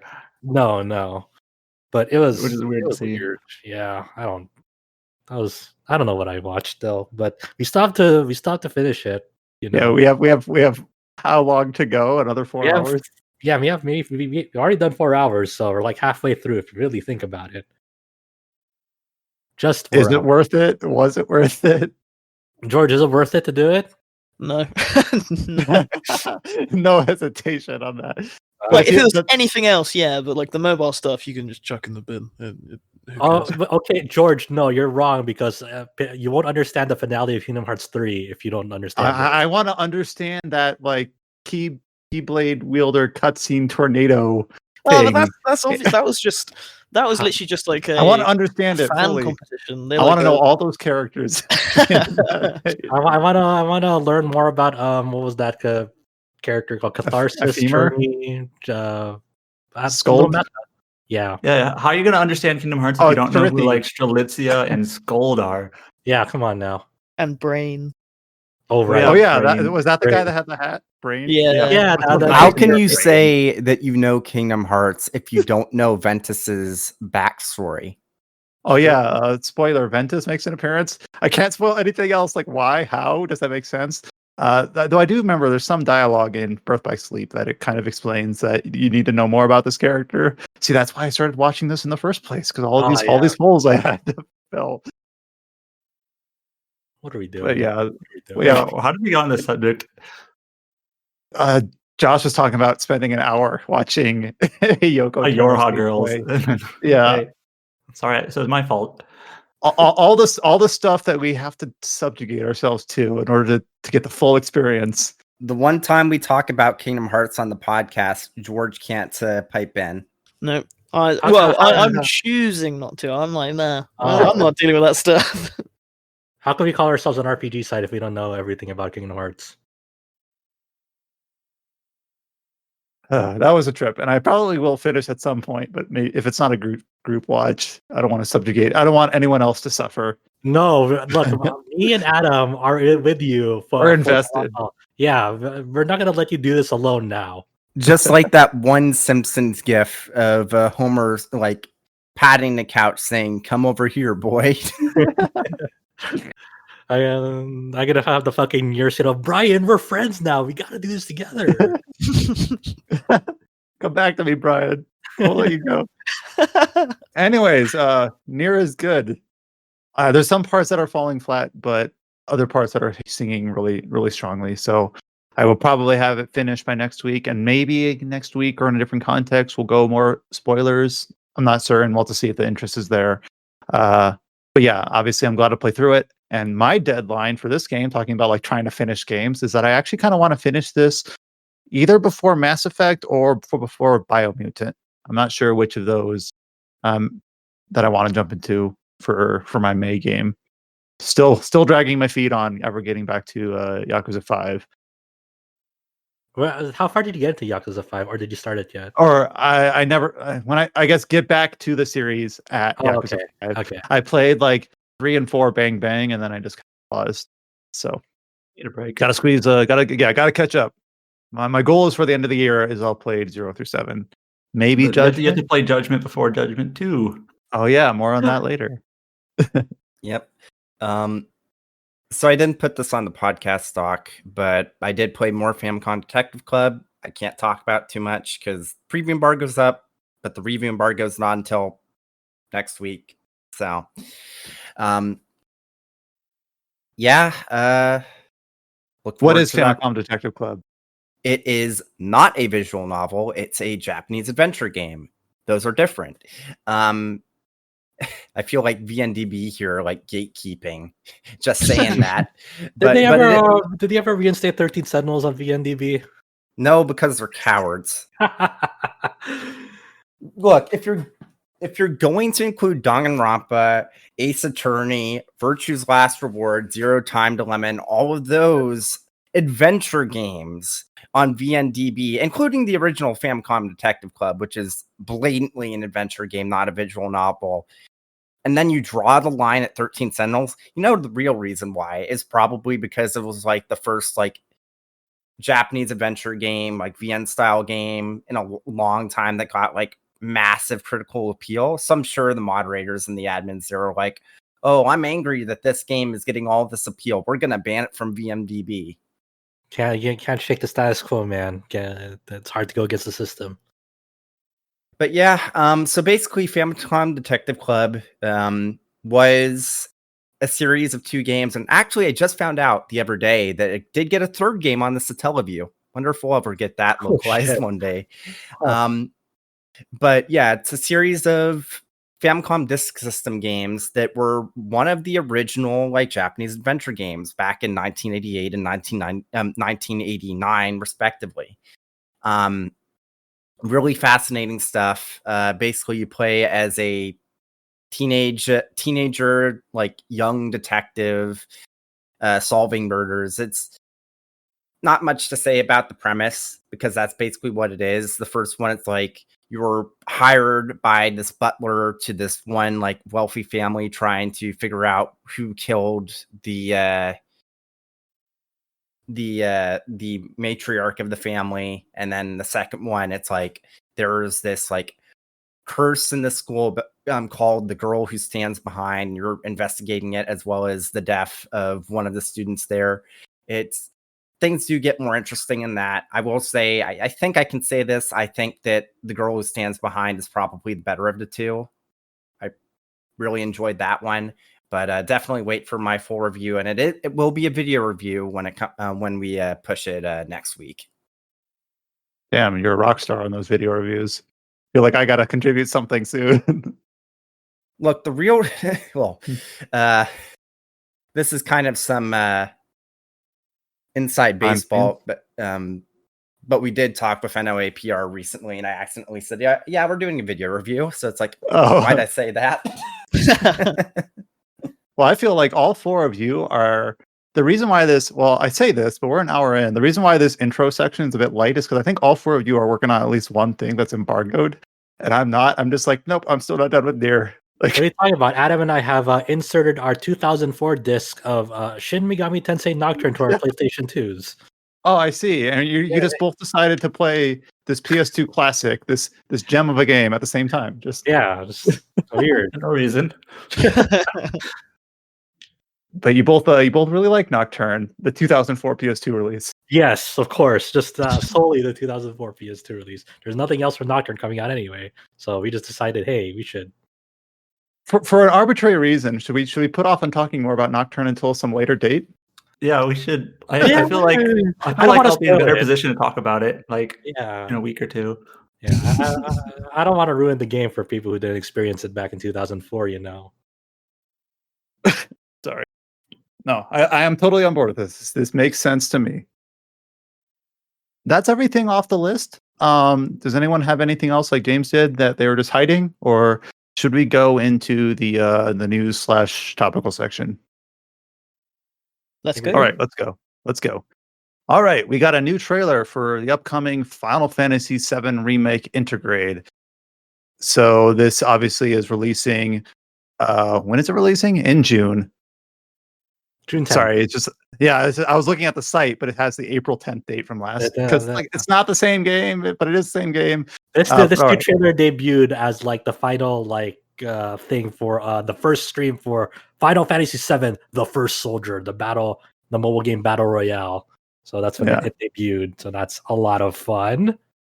Yeah, and this is like the final trailer before Remake Intergrade, and it's a Square Enix trailer, which means that it is full of probably what most people would consider spoilers. Oh, it has big spoilers. Spoilers. It does show some parts of like the base game playing at like at 60 frames per second on PS5, which is kind of cool. But then obviously it focuses a lot on this new Yuffie Mutai focused DLC PlayStation 5 exclusive chapter. We also did see as a little footnote at the end of this trailer that it will be available on PlayStation 5 exclusively for at least 6 months. So different people have probably different thoughts on that. The trailer itself, obviously, it seems like it's giving a lot of focus on obviously Yuffie and Sonon, and it also introduces some things that are characters from Dirge of Cerberus that I have completely purged from my brain. But Nero the Sable. Yeah, I remember the name, but I barely remember the character, man. That's Dirge of Cerberus in a nutshell. Yeah, and obviously, if for people who haven't been on board, they've already revealed that Weiss will, also from Dirge of Cerberus, is playing a role in this DLC in some manner. So that's weird. Like, for people who don't remember, Nero the Sable, he's like that kind of like masked antagonist that has a lot of crazy powers and kind of very forgettable. But I don't know, he's back for some reason.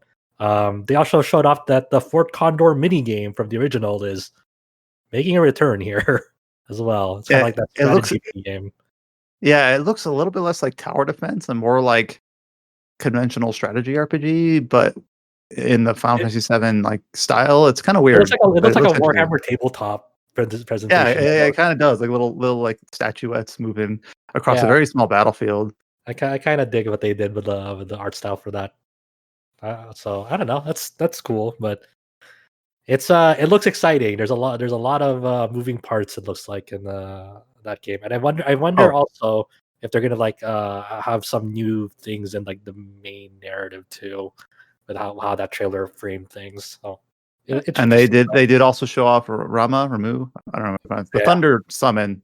Right. So he looks cool. When I hooked up my PS5 last week, the one game that I did like download to make sure all my saves were in place was Final Fantasy VII Remake. It's weird because I was kind of lukewarm on their base remake, but now I'm like hyped for this for some reason. Maybe it's because I just don't learn my lesson. But like, it looks good in 60 FPS. It'll make it. Yeah, it does. It looks. Square Enix is kind of back to their like kind of flexing mode. Man, I wish I could. Man, I wish I could have my first experience with this game at 120 FPS though. That's 6 months exclusivity. Ugh. Yeah, it's going to be PlayStation 5 exclusive until at least the end of the year, it seems like. So, it is what it is. What are we thinking? Are we thinking this is going to be epic for sure, or do you think it's going to? It's going to be epic. It's 100% going to be epic. I mean, it makes sense when you think about it, considering that at this point, like 95% of what Square puts out is Unreal Engine games. It makes sense that they would be having a pretty healthy partnership with Epic Games and whatnot. What if it goes the Judgment route? It's just Stadia exclusive. Oh god, I finally bought Judgment on PS5 because spoiler alert, the Japanese version of Judgment Remastered is exactly the same as the Western version, but it's 2,000 yen versus $40, so it's literally half the price. Yeah. If we have nothing more to say on Final Fantasy VII Remake Intergrade, we'll just go on straight into the Yakuza Judgment RGG Studio news. A lot of it kind of came out and filtered through over the last couple of days, very, very late in the week. No thoughts on FF7: The First Soldier and what they had to say about that?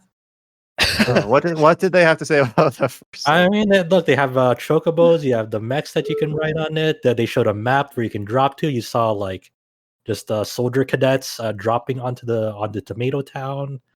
Like, Tomato Town. it's great, fantastic. Will you be able to murder a chocobo?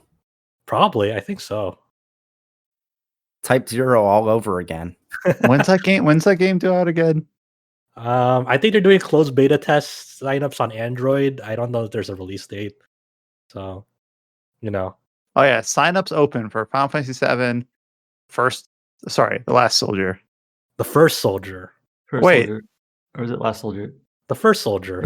That's what it is. I pulled up a Kotaku article and it says The Last Soldier. It's They the first screwed soldier. 10,000%. The sum enumeration soldier.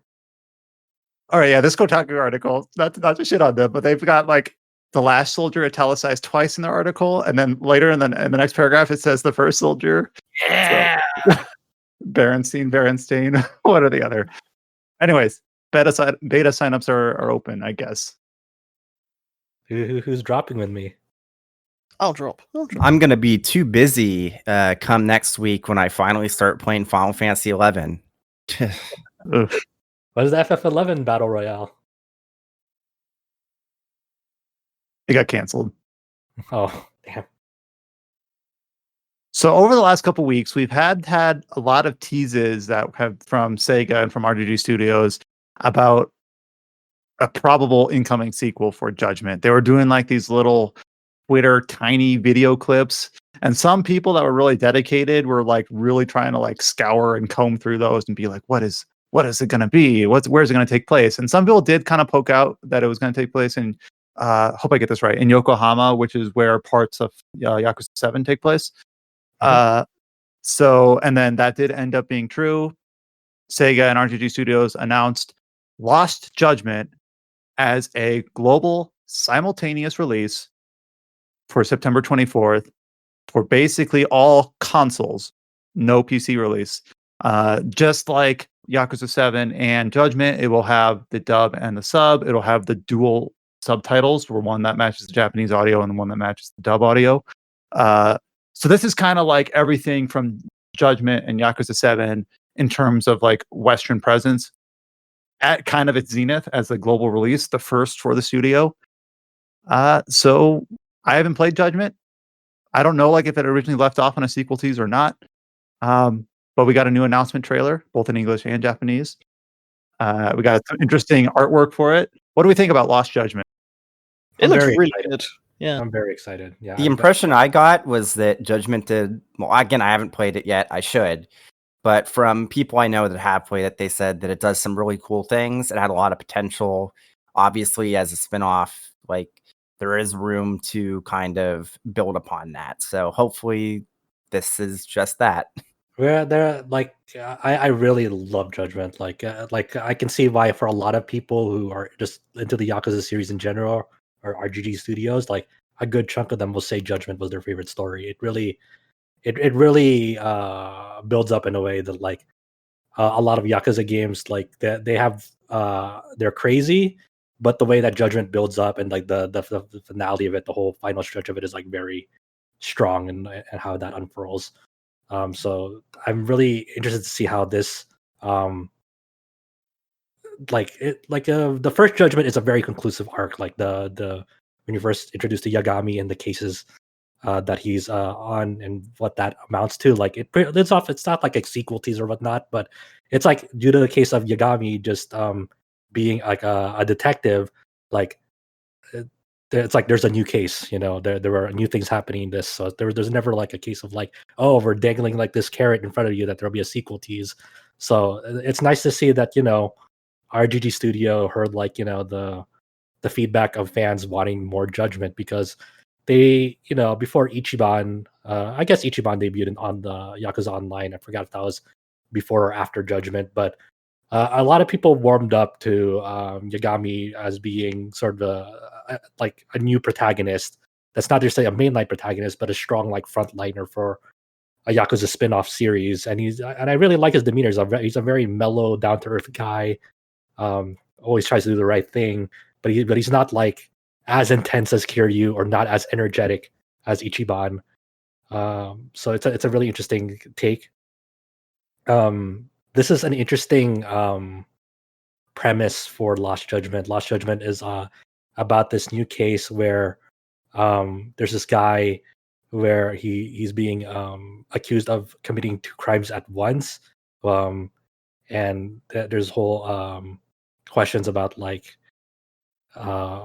there are dead bodies that were identified as abandoned building in Yokohama, and Yagami is put onto the case with it on like figuring out like the circumstances behind these mysterious murders, which is kind of like a not really in the first game. It was already like something in motion, where the premise of the first game was Yagami was used to be a lawyer, but now he's a detective. But he's like kind of a disgraced detective because the premise of the first game was the person that he got acquitted, which is very rare in Japan, just even in real life. That person went on to do another murder, and then that put a stain on his record. So that's why he stepped out of being a lawyer into a detective to like get another perspective. And then like so he's kind of crestfallen from the get go in Judgment. While in Lost Judgment, he's kind of had his spirits up. He's more confident now. He's like kind of knows where he is in life and where he wants to go. It's like a more confident Yagami from the get go is a really interesting like just sort of setup. And he's more dependent on now, while in the original Judgment he was kind of like everyone kind of looked down on him.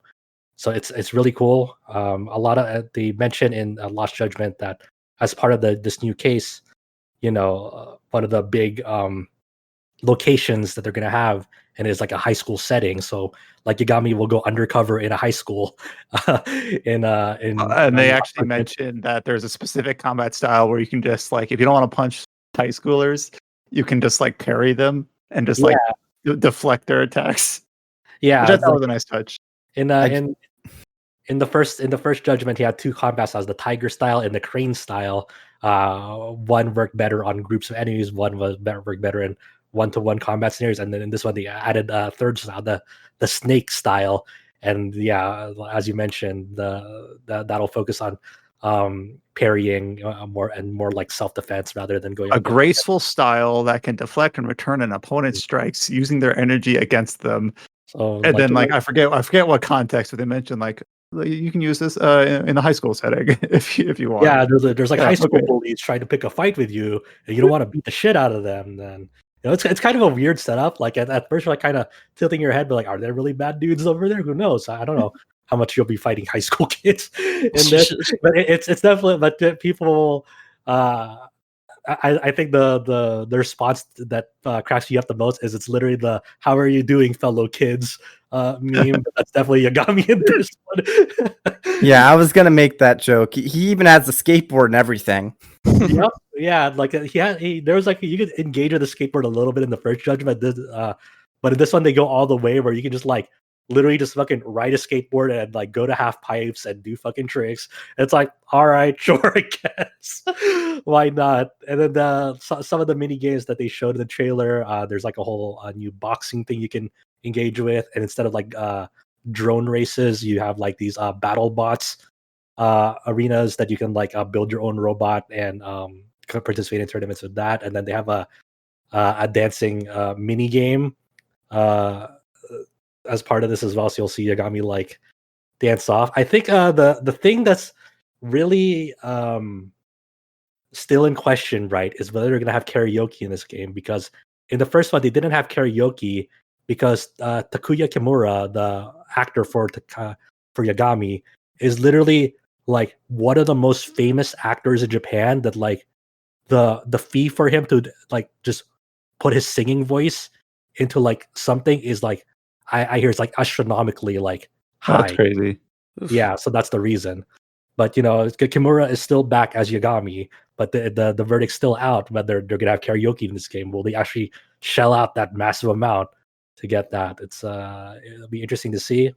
But this game looks really good, and I think it really I can see why they did the art style change not Yakuza, Judgment Remastered, but I think it suits it when a game is like built from the ground up with that style and lighting engine in mind. Like it works way better than like in Judgment Remastered. It feels like you kind of like retrofitted that Yeah. game to fit that lighting engine, which kind of feels off in places. While this one, it works way better because of like the indoor environments that you're going through, especially when they started like going through like the sections of the high school that you'll be investigating. Like those look really, really nice. So I'm really looking forward to this, especially because a lot of the footage that they shown, it seems like my favorite character in Judgment, Sayori, is gonna have a more prominent role in this. I'm like, yes, hell yeah, she's awesome. She's one of She's the the character with the hair and her glasses. yeah. She was a defense lawyer that used to work in the firm that Yagami worked for as a lawyer. So she seems to be teaming up with him for a portion of this game. It's like, oh, this is great. This is fantastic.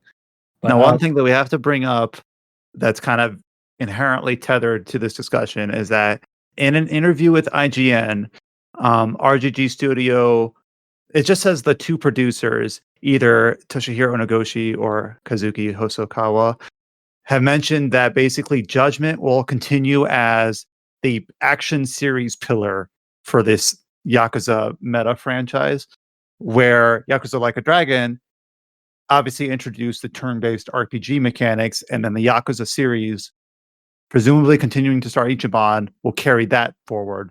So that will be that will be the split for the foreseeable future. Yakuza mainline series being a turn-based RPG, Judgment now a multi-entry sub-series, continuing the action brawler style. So I think most of us are kind of on board with that. I think all of us are pretty endeared to what Yakuza 7 brought to the table, even though it did kind of have some like first attempt hiccups, some things that could have been buffed out, polished out. The fact that we know that Action Yakuza has a future in this Judgment framework, I think is kind of a relief for people who really liked the brawler style gameplay. But I don't want to speak for you guys. How do we feel about that? I love it. Like, I haven't played enough of Judgment to really endear myself to that yet, but I loved Like a Dragon, and like that was my main hope coming away from it, was keep Ichiban, keep the RPG mechanics and improve on them. So like, George, I don't like I know, turn-based RPG guys. I know. I'm as surprised you are. That and Disco Elysium, like this past year and a bit has been crazy. We've poisoned him. I'm Now all we need to do is to get George into Saga, and the transformation will be complete. that'll be tough. It feels like. Maybe another year. But I think, yeah, this is I think they're making the right decision. You know, I think they really shouldn't do a one and done with Yakuza's turn-based thing. I think they should really build upon it. I think, as George mentioned and what I reviewed of it, you know, a lot of first time hiccups for like things that could easily be improved upon on moving forward. I would really like just to see like what is the ultimate realization of their battle system as they continue to refine it over the next however many entries. You know, like it took, like, think about it, like Yakuza took a while for its beat 'em up style to like really get to where it was at by the end. You know, it took like when you think of like the first two PS2 games, like Yakuza 2 was like probably like a pretty good step up from like how the first one like where it was and how it matured on the PS2 ones. And like that was really cool, but there's still a lot of refinement that could have been made, but then it made the jump to HD with Yakuza 3, and Yakuza 3 really, really like took a while for future entries to really refine upon it. Like Yakuza 4 was pretty alright, but it was like split between 4 protagonists. Yakuza 5, I feel like it kind of was too much. Like on top of everything else that's like I felt wrong with that game. Like for me, that HD era of Yakuza didn't really realize like its full potential until Yakuza 0, if I'm being frank. So I'm thinking like, go for people that came late to the series like me are kind of given like a softball where we're always told, we people who are new to the series, like now that 1 and 2 have been remade into Kiwami and Kiwami 2, I never or very rarely see anyone suggest that you should play these as well, play the original and then the remake, or play both because they both have something. It's always just play Kiwami, and then you play through Zero, which is like you said, it's almost like a peak refinement of that style. You play Kiwami 1, which is a little bit rough, but obviously it's got all of the knowledge baked into it. Kiwami 2 is obviously really, I think Kiwami 2 was one of the first 2 games with a new engine. I forget if 6 or Kiwami 2 came first. It's 6 and Kiwami 2. Yeah, and then during my playthrough of the series, 3 is kind of like the most retro or the most old school that we get. And it was a little bit of an acclimation period to get to it, but then by the time I get to Yakuza 4, it doesn't feel like that much of a drop off. Like, I feel like people who are in the series late because of the remaking of the first 2 games, we don't really get to see that progression and that continual like nips and tucks of making the system feel less clunky and smoother and improving like the counter system and all that. So it's kind of weird. Like, maybe I don't have the appreciation for it that someone who played the PS2 originals does. But that's the like thing about RGG Studio is they're really, really good at refinement. Like over several entries, like the first time will like most assuredly like not be like the hit, you know. It won't be like the first time, but give them like another 2-3 games. Like by that point, you'll be like, oh, they really found themselves. And I'm really glad that like, you know, they're not just scrapping the RPG idea. And I really want to see what is the Yakuza 0 moment for that RPG, turn-based RPG system. For Ichiban, yeah, I'm really curious where that, like, what is the Yakuza 0 of Ichiban's era? You know, that I want to see that. I want to witness that. And this is low-hanging fruit, but the 2 things I would like to see refined. The first one is just like AoE spells and positioning. And maybe I'm just a boiled frog when it comes to this, but like I totally wouldn't mind if the player characters and the enemy characters were just stationary in battle. Like, to me, that level of artifice. So in Yakuza 7 or Like a Dragon, everyone kind of like paces left and right and back and forth, and it does kind of make it have a little bit more energy. But as a game, it makes it just kind of finicky when like someone's like walking up against like a guard railing on the highway or something, and you hope they don't get hit by a car. Which the game actually had like some like, I think, systems in play where that would actually like work out all right. And sometimes it would end up being really wonky. And I actually wouldn't mind if they just kind of like lined up a classic Final Fantasy style. Maybe other people wouldn't. Maybe that wouldn't fly for younger, newer gamers. But I wouldn't mind. Like it'd be. I think it like a good compromise of that. And like if they made it more like stats focus, is like, hey, if this enemy or this ally has like a higher agility stat, like that, like they'll sway more back and forth, and that's how you know they're more like fidgety or like I like that. So it's like the stats, like their stats kind of reflect their behavior in battle visually. Yeah, I like maybe like a really fast character is more likely to walk out of your AoE, or a really slow lumbering character stands mostly still, has a lot of health or defense, but you can more easily tackle them. And then one thing that I thought I never quite understood is that Yakuza 7 has kind of like this gun, strike, melee, like it has 3 different weapon types, and then it has like an elemental system where it's like fire, ice, or thunder. But sometimes like an enemy would be weak to strikes and thunder, but if you did like a strike attack that wasn't thunder, it didn't count as weak, or thunder attack that wasn't. It was kind of weird. Like, it felt like there was some arbitrariness in terms of like how those systems played together, like what superseded what. Does that make sense? Yeah. Where I swear there was times where it's like this enemy, when I look at them in my like Pokedex, whatever that was called in that game, it says they're weak to cold, but I do this cold attack from like the waitress that like shoves the ice bucket on them, and it doesn't do much damage. And I'm like, I don't quite understand. Like, there's some like wriggling things that I think just could be polished out, where it says like, well, remember when that game first launched, it didn't have an update where you wouldn't know. You would have to consult that Pokedex to learn what they were weak to or not, because in the English version, for whatever reason, the little tooltips in battle that deliver that information weren't working properly. So part of my experience might be colored from that. But I just think that whole setup about like attack types, spell types, elements, attributes, just could use a refining pass. But like you said, that's kind of like what RGG Studio, like they've done it in the past. So they've got the precedent that I kind of trust them in that respect.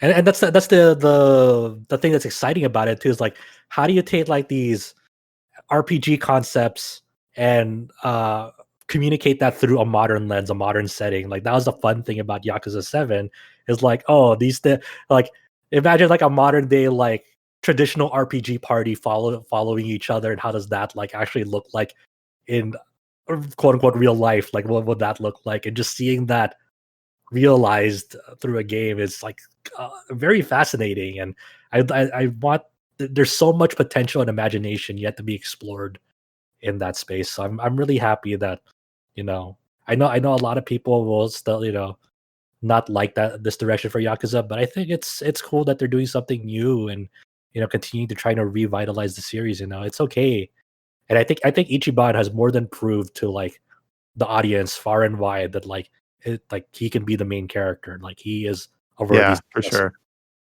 Not only that, but I just think they could tell different styles of stories. Yeah. Now that they have like a cast of characters they can work with, they can introduce new ones. They can have parts where it's like late in Yakuza 7 2 or whatever they end up calling it. And, like, yeah, Yakuza it's, 8, it's, it's fun. where it's like oh man, Otachi, he's back or whatever. Where they can do moments like that. And I guess they could do it in Yakuza in the original series because that did have a supporting cast, but not to the same strength. So I think they really can like explore different styles of storytelling. Yeah. Which I thought was one of the strengths of Yakuza 7 was there's a pretty key moment late in the game where Adachi is like the main character for just like a scene or two, involving the commissioner, which makes sense because his role is I forget if he's a former policeman or retired or what, but it worked for that character. Like you put Ichiban in that role in that specific moment and it wouldn't work as well. So they can do like more interesting, and then also like Psycho's relationship with her sister, who was important earlier on in the game. So that's the sort of stuff where I'm like, yes, it continuing on as an RPG is cool, but I'm more like it's also cool that they can have like this cast focused storytelling. So yeah, absolutely. So now I just got to round it out by finishing the original Yakuza games and playing Judgment. So put it on the list. Morichiban. Ichiban's great. All right, we've got a few different little announcements and some date revelations here to kind of round out the cast in this last section. We have a new game announcement from Spike Chunsoft. Made in Abyss, Binary Star Falling into Darkness is set to release next year in 2022 for PlayStation 4, Nintendo Switch, and PC via Steam. Now, I tried asking Adam a little bit about this yesterday, but maybe one of you guys are a little more knowledgeable on it. But Made in Abyss is like a manga series, or is it a light novel, or what is It's Made a in manga Abyss? series that has like beautiful artwork, like really detailed like panels and whatnot.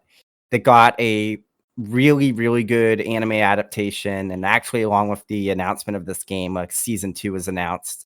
That I believe it was it 2017 or 2018 that it won best anime at the CR Awards or whatnot?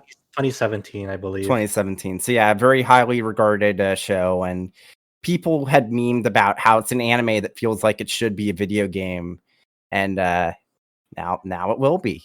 So this is the first video game on the property? Yes. It's also Awesome. going to be Zero Z, which is basically the equivalent of adults only in Japan. So that's going to be something. So let's back up. Like what is Made in Abyss? But Made in Abyss is like the story of these two characters, Rico, which is both of them are kids. Rico's the blonde-haired girl with glasses, and Reg is basically a robot, basically Mega Man. And the way that the world is structured in this property is they live in this village, but the structure of this village is. So it's kind of like, think of Facade in NieR. It's like but it's circular shaped, and at the center of this town there's a big hole in it, and that's what the abyss is. And like a lot of people try to go through this abyss to find treasures, find a way to get wealthy. But there's a lot of mysterious creatures and just threats the further down you go in it, and no one really knows what's at the bottom of this abyss. And Rico wants to go find her mom, and her mom was a diver, and a diver is the people who explore the abyss. So, she's like, you know what, I want to go find my mom. And when shortly after she meets Reg in town, a lot of the story is about what they find, the further down they go. I feel like you kind of glossed over an important point of that, is that one of the things about the Abyss is that the further down you go, the more like side effects you have if you try to go up, even like a little amount. So like past a certain point, you literally just have to keep going down, because going up would literally either kill you or malform you into like a demon or something. Yeah, so there's very pretty fucked up shit happens the further down you go. Is the long and short of it, without trying to spoil anything about the series. And so like it's an interesting thing about this series where for a lot of fans, like on this game announcement, like seeing the 0Z rating on this is a relief for fans, is so because like it's a very intense, beautiful, and visceral series of like Reg and Rico's adventures as they continue to traverse down this abyss, and with, you know, as James mentioned, just the things they encounter and experience and feel. And so part of this like new 3D action RPG that was announced is like they showed some screenshots of like the UI and what the gameplay might be like. Part of this is like a survival game too, and that very much reflects in the series, as like Reg and Rico have to think about like their limited supplies and resources, and like how will they continue to survive the next day on this with surroundings that they don't know what to make of and whatnot. And it's gonna be an interesting game to see how far they go with it. Part of this game is I think to some extent, like it'll have a similar setup of like why they're going down the abyss, but there's an aspect of the game where it's gonna be a game original story written by the original author or manga author. Yeah, the press release says, again, the title of the game is Made in Abyss: Binary Star Falling into Darkness. It is going to get a worldwide release. I didn't clarify that, but it will, including even a physical release in Europe from Numbskull Games. But it says the player can relive the experience of the anime in story mode, as well as explore an original story supervised by the series author Akihito Tsukushi. So is this an adaptation mostly of the first season then? Actually, it's interesting. I think they might actually go into movie 3 of this, because part of the copyrights on the screenshots like specifically mentions Dawn of the Deep Soul in it. So interesting. To clarify for people who don't know, Made in Abyss got I think a 12 or 13 episode anime series, and then shortly, like a few years after it, they released 2 recap films that goes over the events of that TV series, and then the third film for Made in Abyss is that actual sequel to that TV series. Yes, the Madoka approach. Yeah. So the and then now with this new TV anime season 2 that they announced, that will be a sequel to movie 3 of Made in Abyss. So I still need to go see movie 3. I want to watch it like shortly, but you know, all my peers are telling me, all right, just get limber up, get ready. You know, movie 3 is an experience. Bone Dad, Best Dad, obviously. Make sure you're ready, like mentally for it. Like, all right, okay. So yeah, it's very, very interesting. Like, I am very curious to see how this plays out. It has a lot of potential, but I'm also really curious to see how far they're gonna go in terms of like game content and like what happens in it, because it's inevitable that things will have to be toned down even with a 0Z. Let's just say that. Yeah, it's I have to imagine that's the case. It's a bittersweet, almost somewhat tragic story at times. It's they go through a lot, these two. Yep. I think it's worth mentioning that, like, I know for Resident Evil games, they in Japan will get like a 0D and a 0Z version, or at least some of them do. Mm-hmm. And I know even in Japan, when it comes to things that are more like violence related, even the 0Z version in Japan is, quote, censored compared to the English version. I do wonder. There's a broader, you know, like just Resident what Evil 7 ratings was, are in different countries, just have different limits and what they can show or not show. I wonder what the English rating will be for this game. Yeah, if it's an M rating, there is a possibility that some things will actually be less censored than the Japanese version if they wanted to go that route. Yeah. Possible. Wouldn't be the first time. But yeah, I mean, but for anyone who's interested enough in our little talk here to give Made in Abyss a shot, I definitely recommend the anime. Like, if you just want to like watch it, and but if you want to read it, that's fine too for the manga. But I really, really, really like the anime. Like the music, the OST is top notch. Kevin Penkin. Do we know if he's going to work on the soundtrack for the game or no? We don't know yet. We don't know much about the game staff. They're being very coy and secretive about the game staff for this game. So I'm interested. I hope Kevin Penkin is working on it, because he already announced that he's working on the second season for as well. So I have to imagine he is, but we'll see. But yeah, I will give you all the content warnings in the world if you're thinking about watching Made in Abyss or reading it. Like, it is very, let's say, I can't even tell you like how many content warnings. It can get gory at times. It can get if you're afraid of like spider-like creatures, you have a sort of arachnophobia. There are definitely some like monster designs in it that may like trigger that. Like, I'm just saying, like, if you really want to give it a shot because you're curious, just be aware. Be aware. Not even just gore necessarily, but there's obviously like that one scene in the latter half of the series that everyone talks about, where it's like, basically, no matter what, you are going to be uncomfortable. Let's just put it that way. Yeah, it really goes places.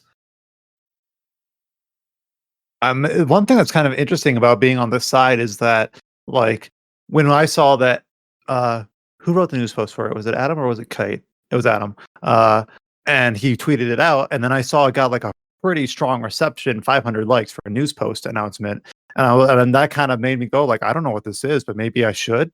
So it's really cool that I can ask you guys, and now I'm like really interested in this game. Now I'm like, it's like on my list for 2022 is something different. It's got a unique art style. The way you're describing it as this really like bleak story, game. Well, just combined with that, I may not be summarizing your thing very well, but it just seems like it's unique. Yeah, I'll be blunt, Brian. I'm not entirely sure if the anime is something I would actually recommend to most people. I recommend it, but I give them a lot of asterisks after that recommendation. But yeah, like this is not the sort of game that I would typically like look at, just because I don't know, I don't typically play. Like, I don't have a precedent, and I haven't seen the anime. But just the way I saw the response to the announcement and the way that you guys are describing it, I'm like, you know what? Maybe I'll have to check it out, or at least give it a second look. Like, once we know more concrete like release details. I'd be very interested to see like if more people on the staff like watch or read it, and like what they come away with on that, because it's something that's hard to talk about without blatantly saying what is happening in it.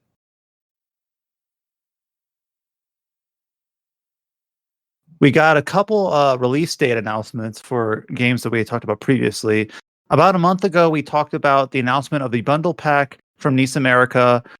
Prinny presents NIS Classics Volume 1, which contains Soul Nomad and the World Eaters and Phantom Brave, being remastered for PC and Nintendo Switch. Both of those were originally PS2 games. We learned that this Classics Volume 1 bundle will release August 31st in North America, and then early September in Europe and Oceania. So I don't know if there was really anything beyond. They did release a new trailer for it. But other than the release date, I don't know if there's really anything more to say about this. I did see, again, kind of on a similar note, that a lot of people, when we shared this release date announcement, it seems like a ton of people are really excited to revisit Soul Nomad. So again, kind of the same thing. I'm like, maybe I should look into that. Like, what is Soul Nomad? Apparently people feel pretty strongly about it and are really looking forward to the ability to replay it. Yeah, I mean, I never got the impression, at least back then, that like Soul Nomad was like a beloved game. But if there is, that's pretty cool. But yeah, I want to dip my toes back into Soul Nomad and like see how it holds up today. It's been a long time since, so I'm interested. I'm sure, and like the back half of the year is kind of still relatively empty. So Well, with this announcement and with the Judgment announcement, like we've already gotten a couple more things for September, and including this next announcement. So they're filtering in pretty rapidly here. I'll just throw it out there. So Pathfinder: Wrath of the Righteous from Owlcat Games, the follow-up to Pathfinder Kingmaker, which I think is pretty good now that it's been fixed, will release in September on the 2nd for PC. So that's more of your classic Western isometric CRPG based on the Pathfinder tabletop game. So I feel like this is an announcement for me, but still, so I'm going to bring it up. It's obviously a lot of the other like games in this space, like Baldur's Gate 3, still don't really have an official release date. That might reach its 1.0 at some point this year, but we haven't really heard anything since it keeps getting its early access updates. So it's really cool to see that Pathfinder Wrath of the Righteous, it does have a closed beta right now, but I'm just kind of interested in just like waiting for the full release. Pathfinder Kingmaker is a game that I thought really highly of, but it released absolutely shattered and broken, like just absolutely in a terrible state. So I'm just hoping that they got their ducks in a row, and then if I play this on September 3rd, that it's not going to be this awful experience. But this will probably be my September game. right on. This kind of comes up as like a coda to the discussion last week about all the different publishers releasing their fiscal year 2020 sales updates. We got a detail on Nintendo's financial results and their projections for fiscal year 2021, and got a few sales updates here. A lot of these are just kind of like bumps from the last time we heard from Nintendo financials. Breath of the Wild is up to over 22 million copies. Pokemon Sword and Shield is 21.1 million. Does that put it past Gold and Silver, or is it not quite there yet? Do we know? We don't know. James wouldn't. Adam, look James it up. wouldn't if anyone. But Pokemon Sword and Shield is if it's not second, then it's third in terms of selling pairs of Pokemon games. Yeah, I think it's close to Gold and Silver now. Like, it's eventually going to pass it. It feels inevitable at this point. Ring Fit Adventure actually saw a pretty big boost compared to some of these other ones that boosted by a couple 100,000. Ring Fit Adventure is over 10 million sales. So considering that's like an RPG franchise for new IP, like that blows Xenoblade out of the water. I'm sorry. Like that is, I am pretty sure that's the like best-selling like launch for a new RPG franchise since like the original Pokemon. Yeah, it's crazy. Kind of like serendipity. Like, can that exist in a world of 2020 and COVID? But it kind of released around the right time for that. So sometimes things just work out that way. We also got a couple updates from Xenoblade Chronicles Definitive Edition is only just above 1.5 million. Some people were like comparing it to Xenoblade Chronicles 2. It was originally outselling it for at a pace at its initial release, but now it's fallen behind. It is a remaster, and the original game was available on multiple consoles, so maybe that comes into play. Who knows? Yeah, you could buy it for $20 on the Wii U eShop eventually. So. I wonder how much Xenoblade 2 sales got boosted from Pyra and Mythra coming to Smash as well, because that definitely affected the Japanese Amazon with like Xenoblade 2 topping their charts when they were announced for Smash. Look up the eBay going price for Xenoblade 2 copies now. Oh no! I'm really curious. Yeah. By the way, Pokemon Gold and Silver are at 23 million reportedly. So with Sword and Shield at around 21 million. So wait, like what? This is weird. Xenoblade Chronicles 2 Torna the Golden Country is rare sealed $150. Just Torna? Yeah, it's just Torna alone. I found a new copy of the base game for $85. The Xenoblade 2 Special Edition is open but new at $250. My God. The last one here is Legend of Zelda: Link's Awakening. This is the remake, is 5.5 million. What? Awesome. Good game. Oh, yeah. Did you think price? Yeah, for a second, I'm tired. $4.5 million. Hell yeah! Then let me get one of those. Adam, I think you're the one that dug the most into these financials. In terms of like console projections, they've brought them down this year. That's but they were like at record highs last year. So yeah, it's kind of one of those things where it's like. Well, ahead, here's James. the thing you have to consider is you need to look at what their projections were at the start of last year, because what I believe they Nintendo always projected 18 million Switches sold, and they ended up like upping that over throughout the year, and they ended up selling 28 million. So it's just like they were a little off. That's what Nintendo always does, is that they want to have their projections be low, so they almost always smash them and revise upwards. So I wouldn't, like, looking at their initial projections, I wouldn't read too much into it. But yeah, Nintendo is selling Switches like hotcakes, so which is good to see compared to where they were like 7 years ago. This is literally their most successful, the most successful they've ever been. Like, even more successful than the Wii DS era. It's crazy. Yeah, in terms of profit margin. Very interested to see what they'll have at E3 this year. Surely we must be close to Breath of the Wild 2. Surely that must be the holiday title this year, right? I heard You'd hope Microsoft so. was bamboozled, and they thought Breath of the Wild 2 was coming out last year. Well, what did Microsoft expect? They expected Bayonetta 3. They expected Breath of the Wild 2 last year. Metroid Prime. Metroid 4. Prime. Yeah, that court case is something else, man. Man, I think the wildest thing I found out from that court case is that there was an internal like section of Xbox that their job is literally to buy Sony first party titles and review them internally for Microsoft. Okay, we're talking about the Apple versus Epic court case hearings that have been going on throughout the week, and will continue to go on for the next 2 weeks as they sort that out. So they have like you're able to hear the audio from it from like I think the Game Awards streams it and wherever else. But it's there's been a lot of revelations brought up on like all sides of that, both for Apple, Epic, even some for Sony, even some for Microsoft, because there's a lot of we found out that Nintendo refuses to work with companies that work with the Yakuza. Yeah, even Nintendo, like it's blowing the whole game industry open to the public on like the inner workings and dealings. There's even some stuff on like Nvidia, just like everyone. Just very fascinating stuff that you can go find out on the internet. It's a hell of a ride. It's a hell of a ride. Will continue to be way more entertaining than I ever expected it to be. That's for sure. I think okay. The one last thing about that, that the thing that fucking cracks me up is the exchange between the lawyer and the Microsoft representative about the Xbox. It's like, so let's talk about the Xbox. Xbox? Which one? It's like, oh, do you mean the Xbox all-in-one entertainment system or the Xbox something else? And then the lawyer's just like, what? Do you mean Xbox has a platform for Windows 10 gaming?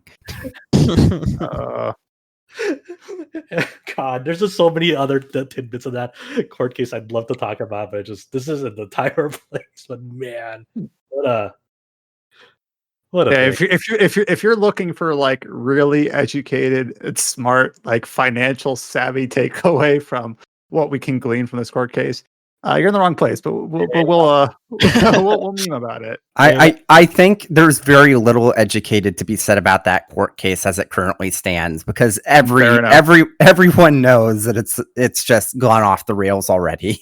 I love the judge on the specific topic of like, it's like, wait, on Xbox Game Pass, like to Apple, the judge is like, okay, but I can go boot up Netflix and access all these movies, but you're saying you're barring Microsoft from doing that on your platform, even though you're letting Netflix do that?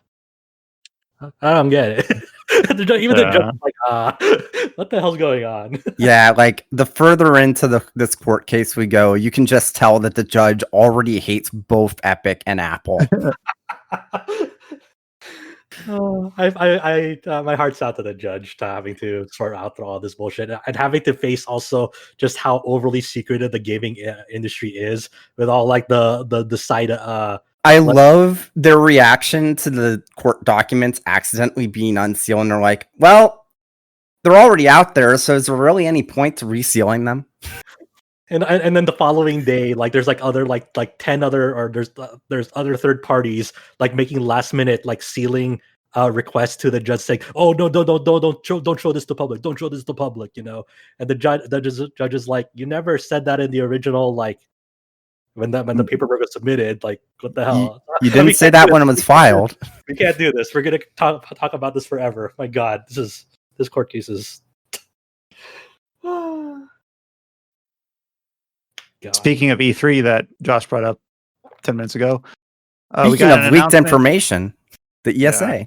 You're not wrong. Hey, So we got an announcement directly from the ESA as a press release about some new participants in the digital only E3 2021, which is happening in the middle of June 12th through the 15th. Basically, there's a whole bunch of publishers who will have some sort of presence at the event.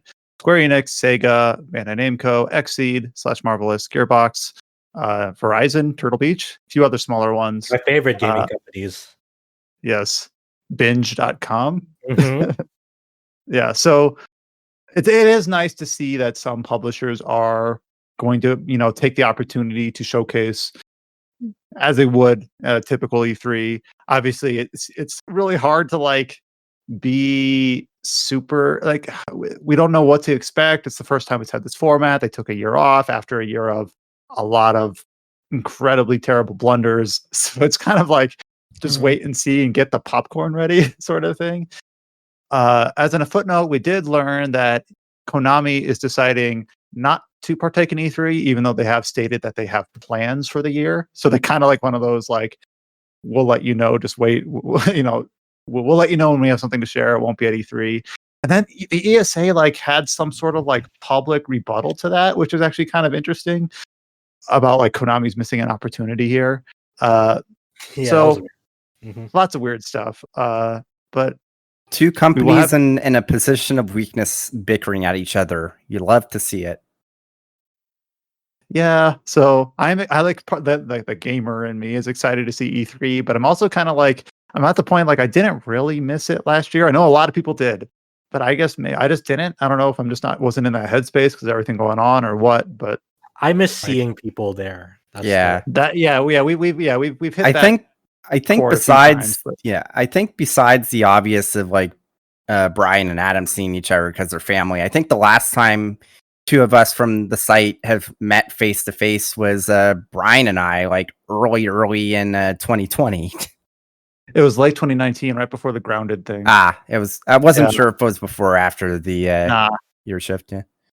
Yeah, but I'm excited. So I'm obviously that can't happen here because it's a digital event.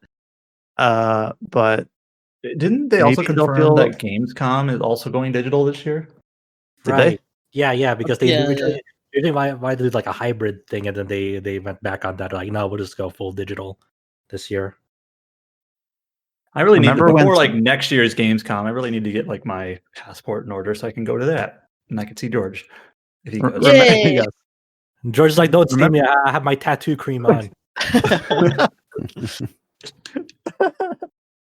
Are you gonna explain that for the audience? Well, it's somewhat relevant, to be fair. Right, so wait, with what?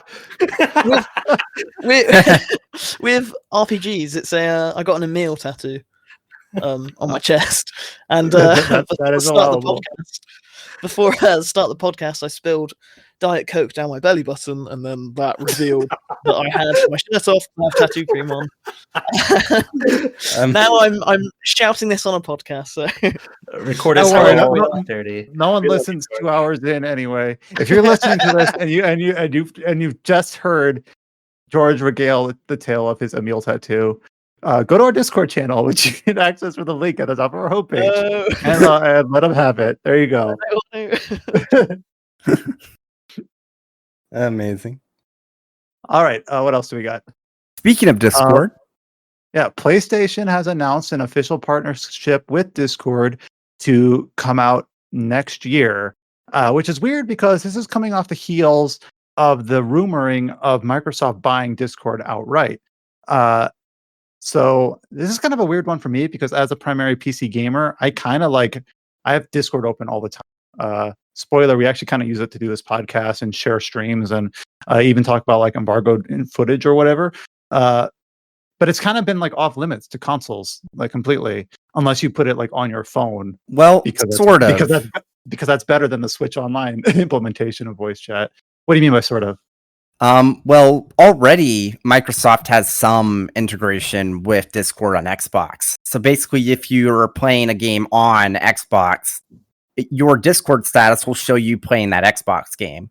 Like you'll see a CD in the Discord, like on the sidebar when he's playing like Assassin's Creed or something, or Sea of Thieves or something. You'll see it because it says, you're right. Yeah. So, anyways, let me go through a little bit of the press release here. I won't read the whole thing. At PlayStation, we're constantly looking for new ways to enable players around the world to connect with one another. Blah, blah. Together, our teams are hard at work connecting Discord with your social and gaming experience on PlayStation Network. Our goal is to bring the Discord and PlayStation experiences closer together on console and mobile starting early next year, allowing friends, groups, and communities to hang out, have fun, and communicate more easily while playing games together. So, very same reason that we use Discord, at least this group here, uses it pretty regularly, both as gamers and for contributing to this site. So I think this is a really cool thing. I'm really glad to see some console integration come forward next year. So it also makes sense why they were getting rid of PlayStation communities, because it's like, well, no reason to support this if we're going to have Discord integration. Good point. I didn't think of that. Yeah. Yeah, I wonder if this will mean like they're actually going to have like a separate Discord app that you can boot up on like PlayStation 5 or whatever. From the phrasing, it almost sounds like that they might. This might be crazy. It almost sounds like they might be using as on the back end for the party chat would actually be Discord. That'd be cool. Yeah, but that anything to like just I don't know the in console solutions have been kind of poor for me for the past several years because Discord has been doing so well. It's like, why would I ever want to engage with that? So it'd be pretty cool. Like say like if I'm playing a PS5 game and like there's a party chat that I can like that'd be a good way to like utilize the card system. I think for with Discord on PS5, it's just like, hey, when you press the PS button, you'll see like the cards, and then like maybe you'll have like just toggleable options whether you want to go mute or you want to like adjust the volume on someone in the party chat, whatnot. It's like all seamlessly integrated in a more refined fashion than the way I'm describing it on PS5. I also hope this means I'll finally be able to like voice chat with my buddies on PlayStation when I'm playing something on PC. Because previously that meant I either had to just like boot up my PS5 or PS4 and like have it through a capture window like in the background, or I had to plug in my phone like with a male-to-male aux. It's just I wonder if I'll actually let you do like a live stream your PS5 or PS4 on Discord type of deal as well. I mean, if there's Discord integration, I don't see why not, because you can already do that in parties on PlayStation 5. That's gonna be funny if like it all has like the same limitations too. So like if you're going through a spoiler cutscene, the people on Discord can't see that. So you'll have that little window, spoiler window. Probably will be, but I mean, anyone that's serious about streaming has a capture card, so yeah. But like when I'm playing a PC game, if it has like built-in voice chat, I hardly ever use it. I just find the Discord channel, and I'll just use that running in the background. So it's become like ubiquitous for me. And I guess I always just thought of it as like, oh, if I'm playing a console game, gotta figure out how to work this in the PlayStation ecosystem. But now it's kind of like, well, now that's one and the same, I suppose, at least to some extent. And what you're saying right here is why it was very smart of Discord to not let Microsoft buy them out, because they wanted to have the offer so they can say, hey, we're valued at least this much. And then they can go from there for more funding. Because what PlayStation is doing here is that they're integrating with Discord and they're investing, but they're not purchasing. So in the long run, this was probably... Yeah, I remember that. Discord store. I'm just like, for some reason that just popped in my head. Like, man, so that they haven't been flawless. They've had a few blunders, but they tried. They explored solutions. Some of them didn't work out. As a final note here, it looks like on the Microsoft side of things, a bunch of cool looking games coming to Game Pass that we have spoken highly of on this podcast before. And maybe even more. Yeah, more on that. So Dragon Quest Builders 2, we already talked about that it had its surprise kind of Xbox Microsoft release leaked from the store listing. So it is on console and PC Game Pass. Final Fantasy X and X-2 are coming next week. Remnant from the Ashes is another. It's a game I've heard a lot about. It's as kind of like a multiplayer Dark Souls like almost, only with more shooting at focus. Is also on the PC Game Pass, and then potentially more Dragon Quest coming to Microsoft Store or Game Pass. It's a tease. Basically, teach me. yesterday.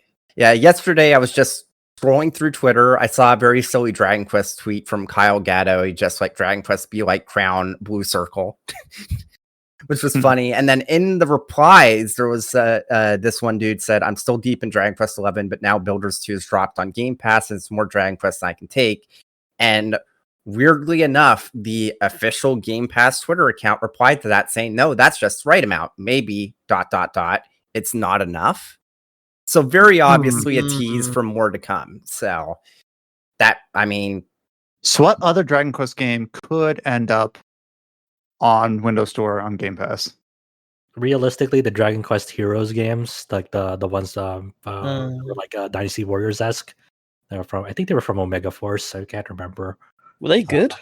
They were pretty good. Yeah, I haven't played 2, but I've heard that it's actually really good. Yeah, so. I think 2 is way better than 1, but they're pretty solid games. I reviewed both of them, I believe. So that'd be cool. Realistically, that'd be cool.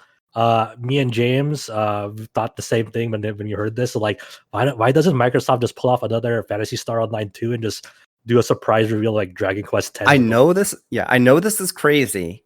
I know that I shouldn't expect this, but hear me out. Hear me out.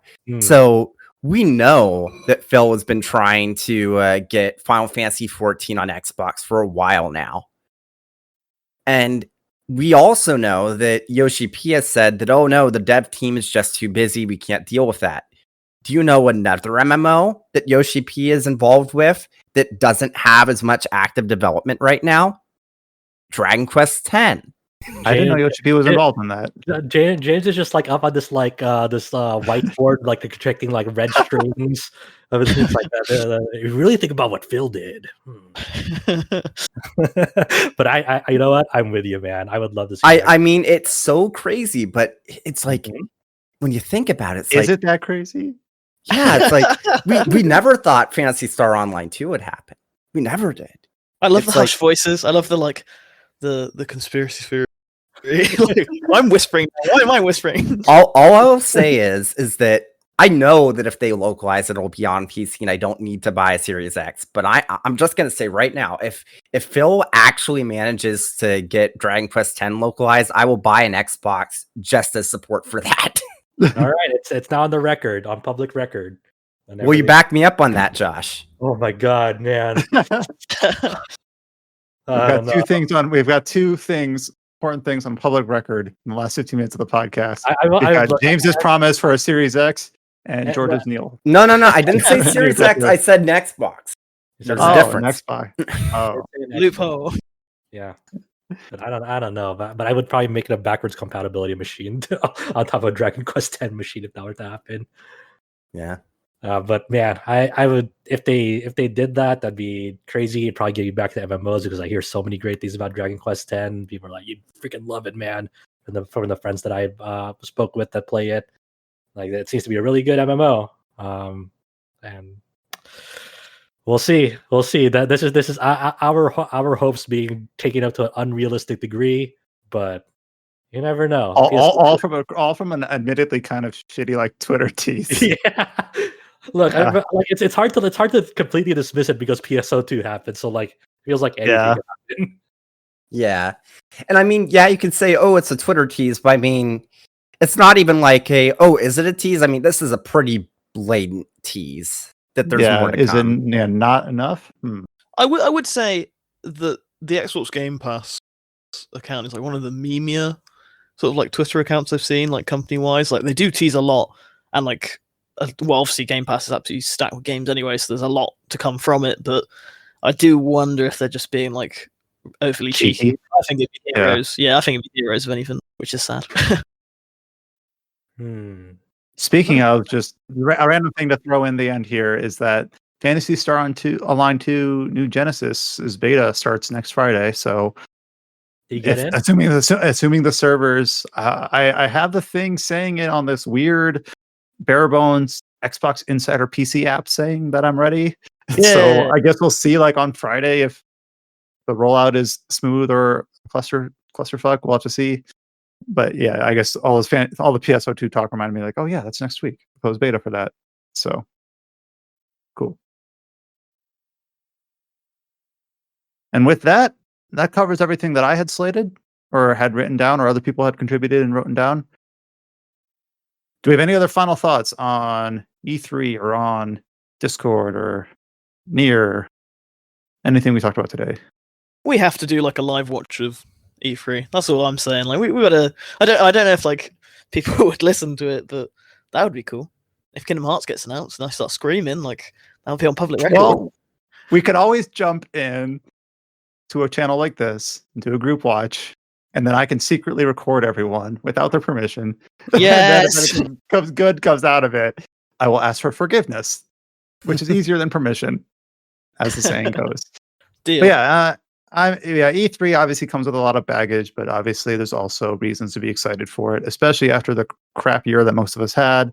It's cool to have something like that to look forward to, at least in some respects. So we do have the couple reviews that we mentioned up on the site for Story of Seasons, Pioneers of Olive Town, and Kingdom Hearts 3 on PC. The interview with the Neo, The World Ends With You developers. Check out our Instagram page. We're testing and piloting a few things there. So Instagram.com/RPG site. Obviously, also we're on Facebook and Twitter, Twitter.com/RPG site. Go to our Discord channel. If you go to rpgsite.net and hit the link at the top of the homepage, you can join us there. And we occasionally tweet out the Discord link a few times as well. And this podcast will be up on YouTube hopefully soon. And we'll have it for you next week, as we are seemingly here every week. Thank you for listening. Until next time, stay safe, take care. We'll talk to you then.